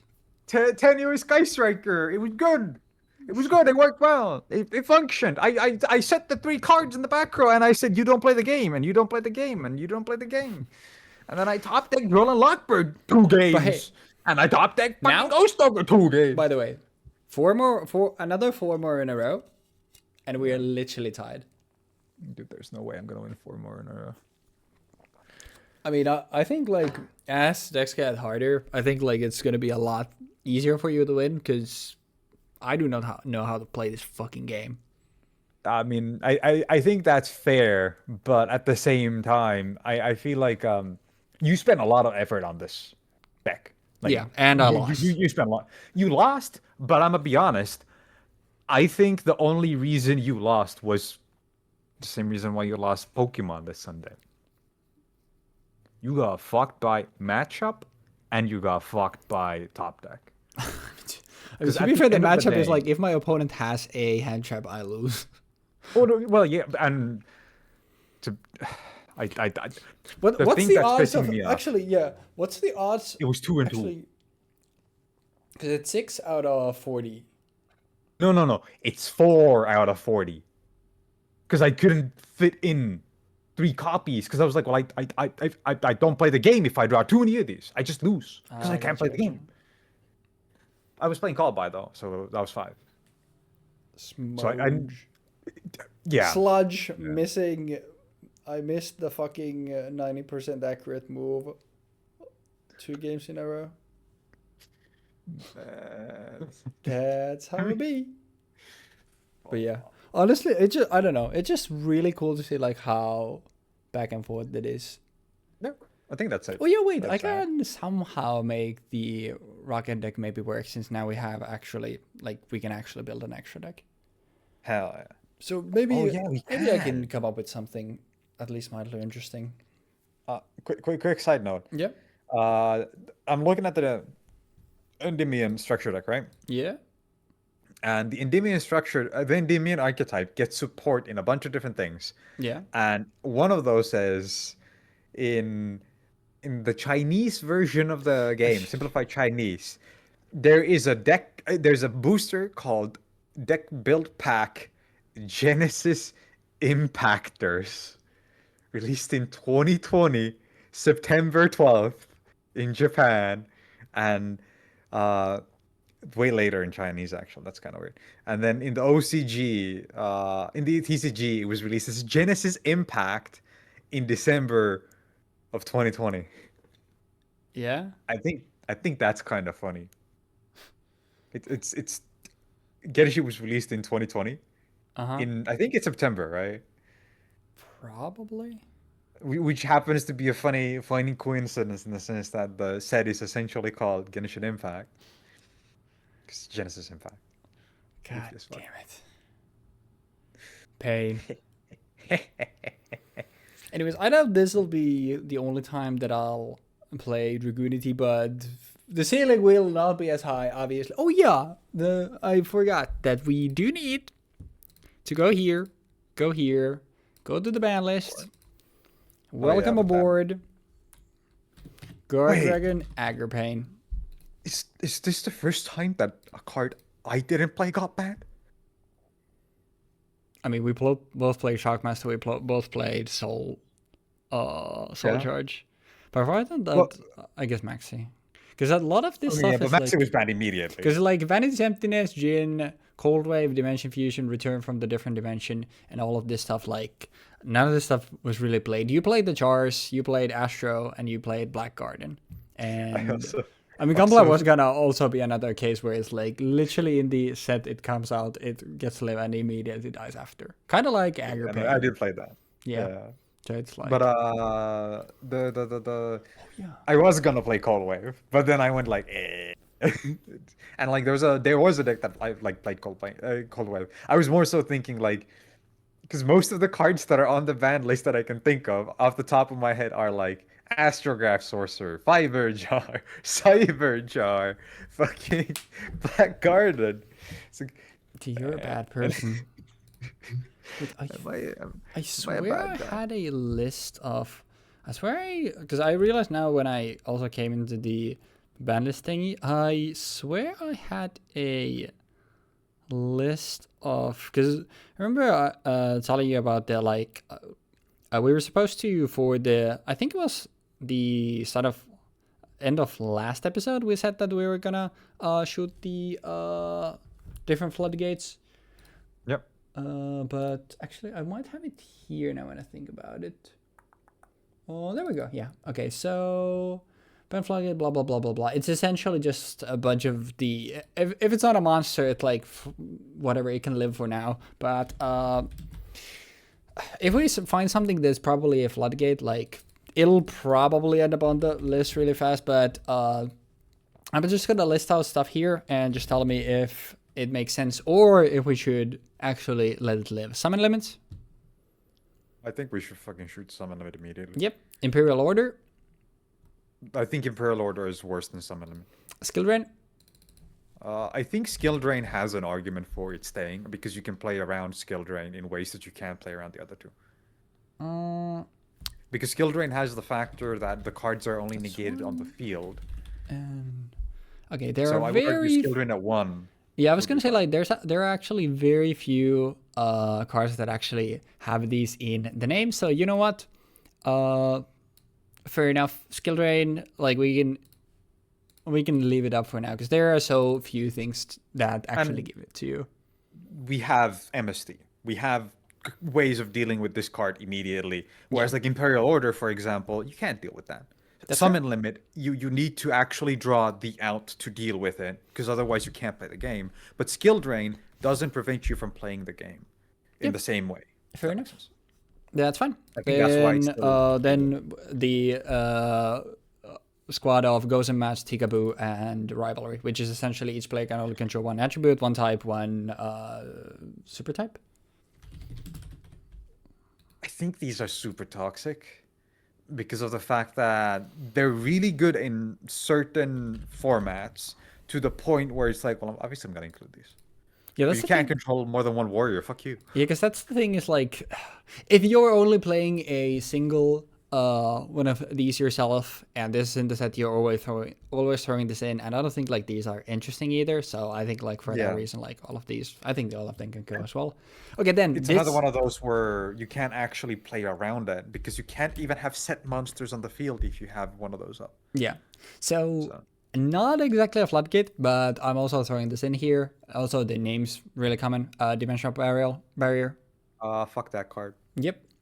I think the barrier is one of those cards that tilted me out of Yu-Gi-Oh when I was playing the game. Very fair. Anti-spell. It's just don't play Pendulum. So yeah, and it's also because like there's other cards like hidden village spellcasters, right, that prevent you from playing spell cards entirely. Yeah, that's later on the list as well, but I can throw it in there. But as well now because I was gonna kill that as well. So. Yeah, I think Anti-Spell Fragrance is just a card that, again, exists to fuck over a specific deck. So if it happens that if somehow you would get Anti-Spell in a set that has Pendulums, you're obviously put in the side. Yeah. Because then you play that into the Pendulums and the Pendulum player loses. But yeah, Secret Village's Spellcasters also on the list. Yeah, let's just get rid of that as well here. There's too many ways to actually guarantee to get that. I was playing against a deck that specifically tries to get that on board with Magispectors and then flips Magispector spells and traps and fucks you over. Yeah, and one thing that I'm realizing now is by our rules, Secret Village's Spellcaster is also Spellcaster support. So, yes. would rather not deal with it. I'm also realizing we never talked about this very old card, obviously, but Royal Oppression. We shot that immediately. Oh, actually, no. It's never come up because it can't come up because it doesn't have the name. It has one word in the name that can actually happen. But no, still, fuck that card. But yeah, I still, if it somehow okay, this is one that I would put 4 question marks next to. The Shadow Imprisoning Mirrors.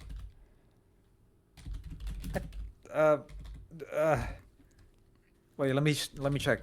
Because those are weirdly worded. Negate all dark monster effects activated on the field or in the graveyard, and negate all light monster effects activated on the field or the graveyard.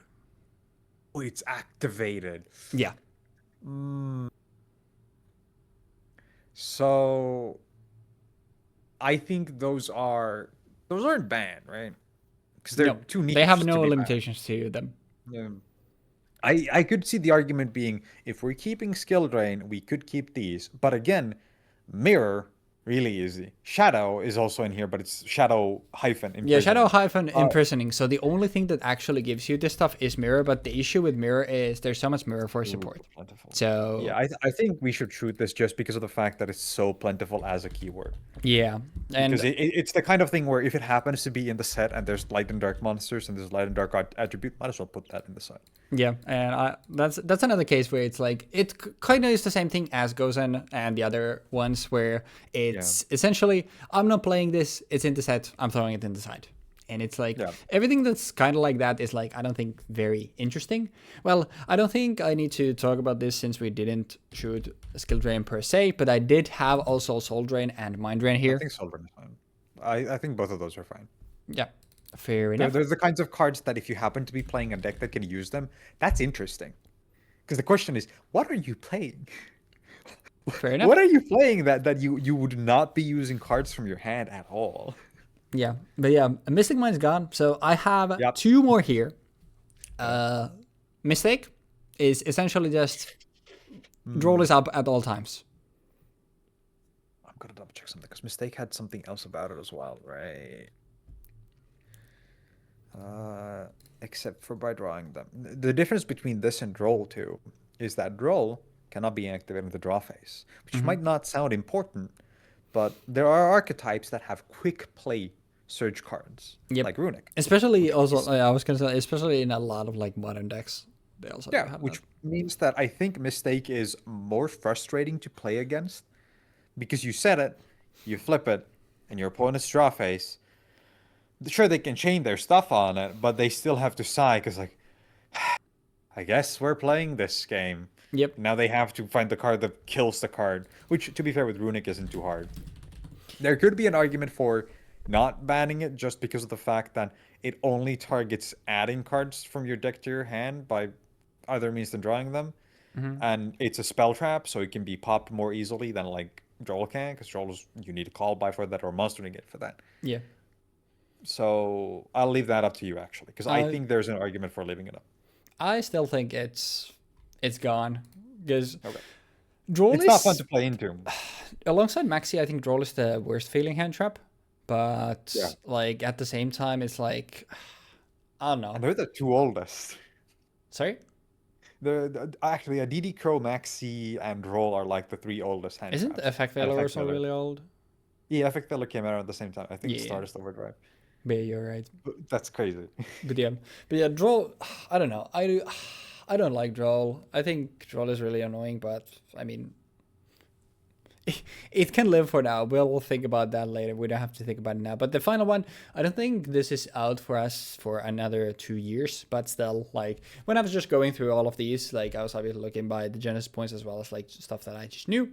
Finally, and the band played on. It prevents either player from spell summoning monster with the same level or rank as monster they control. Isn't this out? I think this was like 2022. I might be misremembering. Double checking, because I'm pretty sure this came out like with Symphonic Warriors. I mean, they are there in the Oh, you're right. art. 2014? Sorry? It's from 2014. In the OCG? No, it's from Primal Origin. Really? Yeah, this thing is ancient. Huh. Which makes sense because it mentions rank. I guess that's fair. Yeah, you're right. Yeah. But yeah. But yeah, I think the idea of using Genesis points as a metric for what should and shouldn't be shot is a very fair one. It's just essentially for me, like, if it's 100 and it's a trap or a spell, chances are it's like one of these super annoying floodgates, so. Yeah. Is Kaiser Coliseum shot yet? We can throw that in there as well. That's one as well. That's a really annoying one. Yep. It's even more annoying because it's a ruling fucking nightmare. Anything else come up to that? Because that's what I had on my list. Do we have Prohibition is fucking clunky and we can't get it anyway. It's impossible to play, pretty much so. Doesn't I think that's fine. There are no cards that mention it ever, and they don't fucking reprint this card. I don't think so. No, for good reason. It's a good card too, and that's the scary part, right? Because it's a card that if you reprint nowadays, people could make an argument for citing it in against specific metas. Because it's like, well, I'm going to cite this in, I'm going to play this on my turn one, and you can't play shit. I mean, Branded Rakatel is one of the best decks, if not the best deck right now, and obviously ashing the Branded Fusion is really good. So if you just start and go like Prohibition, Branded Fusion, fuck you. Oh yeah, that too. Yeah. I think Scythe. I think Artifact Scythe sucks. That's fair. It's like you're just playing your game. You're just playing the game, and your opponent flips a fucking artifact thingamabob, kills a thing from their board, shoots a thing from your board, and then summons Scythe, and they're like, yeah, you can't play the game no more. Honestly, at that point, I'm also throwing Lancia in there. It's gonna be really specific, but if you're doing it like you're doing it to literally kill one deck, so might as well throw both of those in there. I don't like the artifacts anyway. Is Harpy's Featherstorm on there? We'll throw Storm in there as well. That's a good one. Storm is also like name. So did you put there can be only one? Just to check. Sorry, which one? There can be only one. That should be on. Yeah. So the one when I said I say it's Tikaboo, but yeah, it's Ghost Mass, Tikaboo, and Rivalry. Okay. Those were like the thing that it was attribute, monster type, and subtype. Super type. What was the fucking? I mean, the gimmick puppet thing isn't relevant yet. We shouldn't shoot it yet just because of that. Oh yeah, Nightmare.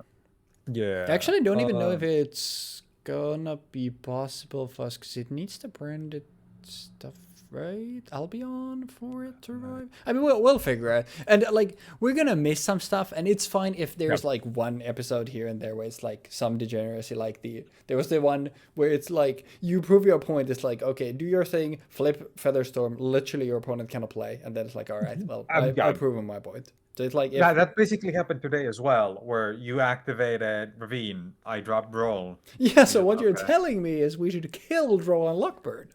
But I think with Droll specifically, it's like the Max C argument, except unlike Max C, it doesn't generate you advantage. Yeah. Because with Max C, when I drop Max C, you just stop your turn. Or you're 6-Sam and you FTK your opponent because you special summon 40 times. Except for the part where 6-Sam can kind of... If you're playing MD, 6-Sam loses to timer if you do that. Yep. You can't do it fast enough because of Master Duel interface. Yep. Close. Lose one turn. What do you think about that? Which one was this? Actually, when it was negated. Honestly, the security labyrinth. So honestly, I'm throwing it in. No, you can't use it unless you don't control a special summon monster, which is that's an actual clause. You need to not have played on your turn unless you're playing a specific I was going to say, but okay. Consider the hard. following. You're playing up against no extra rank monarchs, and they also have this. Consider the following. How do they get this? Literally by drawing. No. I mean, like, it's lose one turn. One isn't... Is it... Because, okay, how... turn is... There's some stuff, but not a lot anymore. Yeah. And we're here, so that would be... That's return. There's turn. 1, there's 2, there's 3... There is 2 from what I can see. 4. Turn silence and stall turn.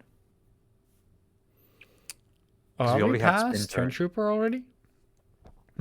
Are we past Turn Trooper? We're past Spin Turn, so I think we should be past Turn Trooper. Oh, when I have this release date, like it's Spin Turn, then it's Storm Dragon. Oh, Storm Dragon's return was in this set, right? Yeah, never mind. So Storm Dragon. Yeah. So we do have still a full turn, and so it's 4 sets. Wait, this is weird. What's going on? Why is Storm Dragon's return here? It might be a reprint. Rampage. Yeah, it might be just a reprint. Because I don't Rising think Rampage. Because like Turn Trooper comes out in the access codes set. Gotcha. I mean, regardless, like it being 1 or 2, it doesn't really matter. There's it's a promo.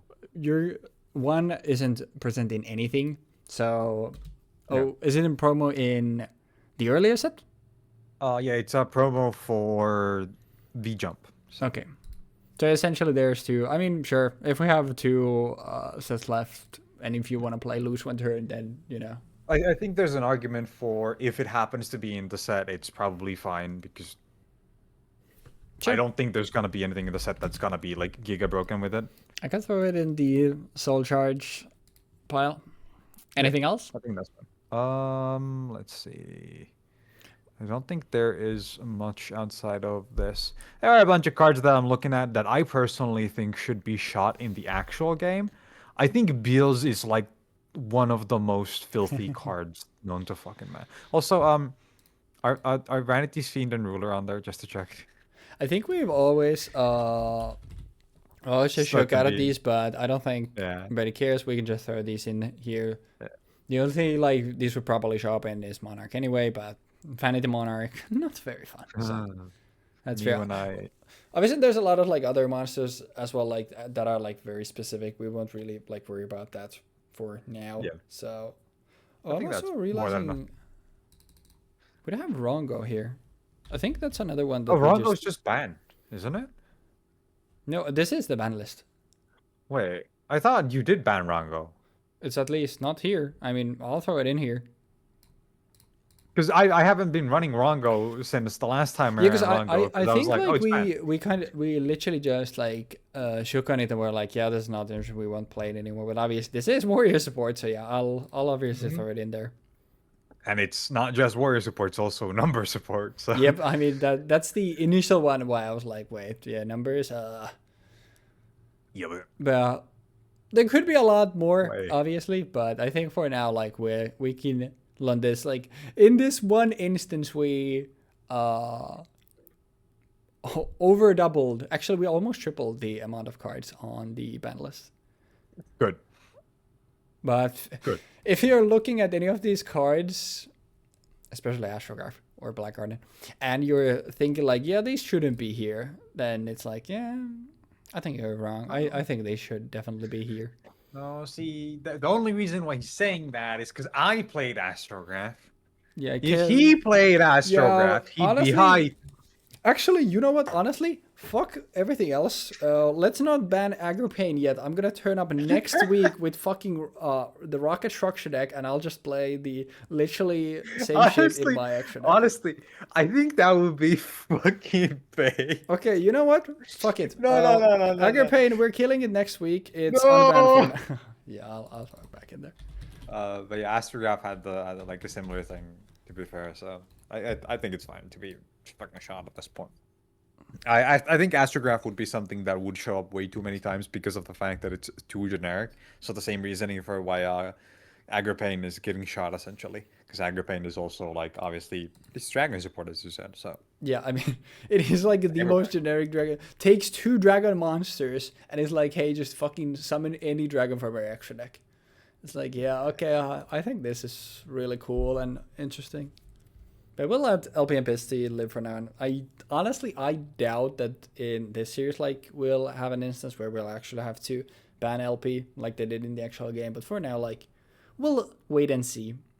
And the other thing here is like, because it is at the end of the day, we're trying to have a fun show here. It's like, if there's something that's just super degenerate, unless it's there, you're literally trying to display and showcase that, which I guess partly in this case I was, which was like, dude, the ceiling that I can have here in this contained series is so high. This is so cool. Outside of those things, it's like, usually we tend to, that's why we handshake on shit like Vanity's Emptiness and shit like that being on the set, because it's like, it doesn't really make it for an interesting game for anybody when we're playing those. So. But yeah, honestly, on everything here, good riddance. And yep. Goodbye, Jojo. Bye-bye. And next time, we will once again be playing Rocket Revolt against, is it Order of the Spellcasters? There's been so many Spellcaster thingamabobs, I always forget the names. It is Order of the Spellcasters. Yeah, Order of the Spellcasters. Yeah, so essentially the Endymion deck versus the Rocket Structure. And obviously, just as a reminder here, now in the extra deck for structure deck episodes, you need to run at least 1 copy of each card that is actually included in the structure deck. But apart from all the other slots, you're free to put in whatever in there. Which how will I manage running my 1 copy of Daybreaker, the Shining Magical Warrior? Who gives you Breaker the Magical Warrior now? Dude, that's gonna go crazy. Not in this episode. Yeah, actually, you're right. Actually, I wouldn't be surprised if Breaker was in that deck. I don't think Breaker was actually in the deck, which is the crazy part. No, Smog. It's not. Smog. Anywho, it's been almost an hour and a half. I think we're gonna wrap it up there. Any last words, Jeexx? I summon my Chungus. I make the small Chungus. I make the female woman Chungus to discard card to summon the big Chungus. Huge. Take a guess, by the way. Final thing we'll finish after. Take a guess, how many Genesis points is our ban list worth? 900 something. Actually, how many are there? 900? How many are there? Total cards? Yeah. 36. 36. Okay, then it's 3,800 3,600 maximum, so I'm going to guess 3,300. 2,562. Wow. The only unpointed stuff here is Astro, the Impersonating Mirrors, Artifact Lancia, Agripane, and something like Gunpowder Dragon. Because I'm pretty sure Agripane and Gunpowder Dragon are just straight up banned in Genesis. If they're Because they're not linked. and they're unpointed, then what the fuck are we doing? Links and pendulums aren't legal. in Oh Genesis. yeah, that's right, that's right. Okay, that explains the things then. So yeah, the only unpointed things then are Lancia and the mirrors and Asher. But Man. you know, Black Garden is worth more points than Max C, so that should tell you everything. If you're trying to ever defend Black Garden, it's To be fair- literally less powerful than Max C by the most In- accurate metric available to us. In Genesis, you don't have access to links, which makes Black Garden immediately better. Mm-hmm. Because it means that obviously you can just fucking shit on your opponent, right? And also shit that is just in general like, hey, this inconveniences your opponent by just being here, you actively not having to do anything. Stuff like that tends to be pretty highly pointed in Genesis, which honestly is good. I think in general, like Genesis has been handled pretty well. And although I haven't enjoyed I don't know why I use that word. I haven't played the format myself. Like, I appreciate it existing. But yeah. Yeah. We will see you next week for Audio Spellcasters versus Rock and Roll. Thank you so very much for watching, and I can't believe that I didn't get to show everybody my cool replay that I made about my combo on D-Pro, because I actually managed to pull off the combo anyway. I mean, that's kind of impressive in its own right. It is. I don't, like I said, like I'm very content with the episode, because the one thing that I wanted to do was to do that, and I did not expect for it to happen. So even though it happened on my fucking turn 2, where all the negates and everything like that is a lot less powerful, it's still like, I think, neat in its own right. We'll see you next week. Peace.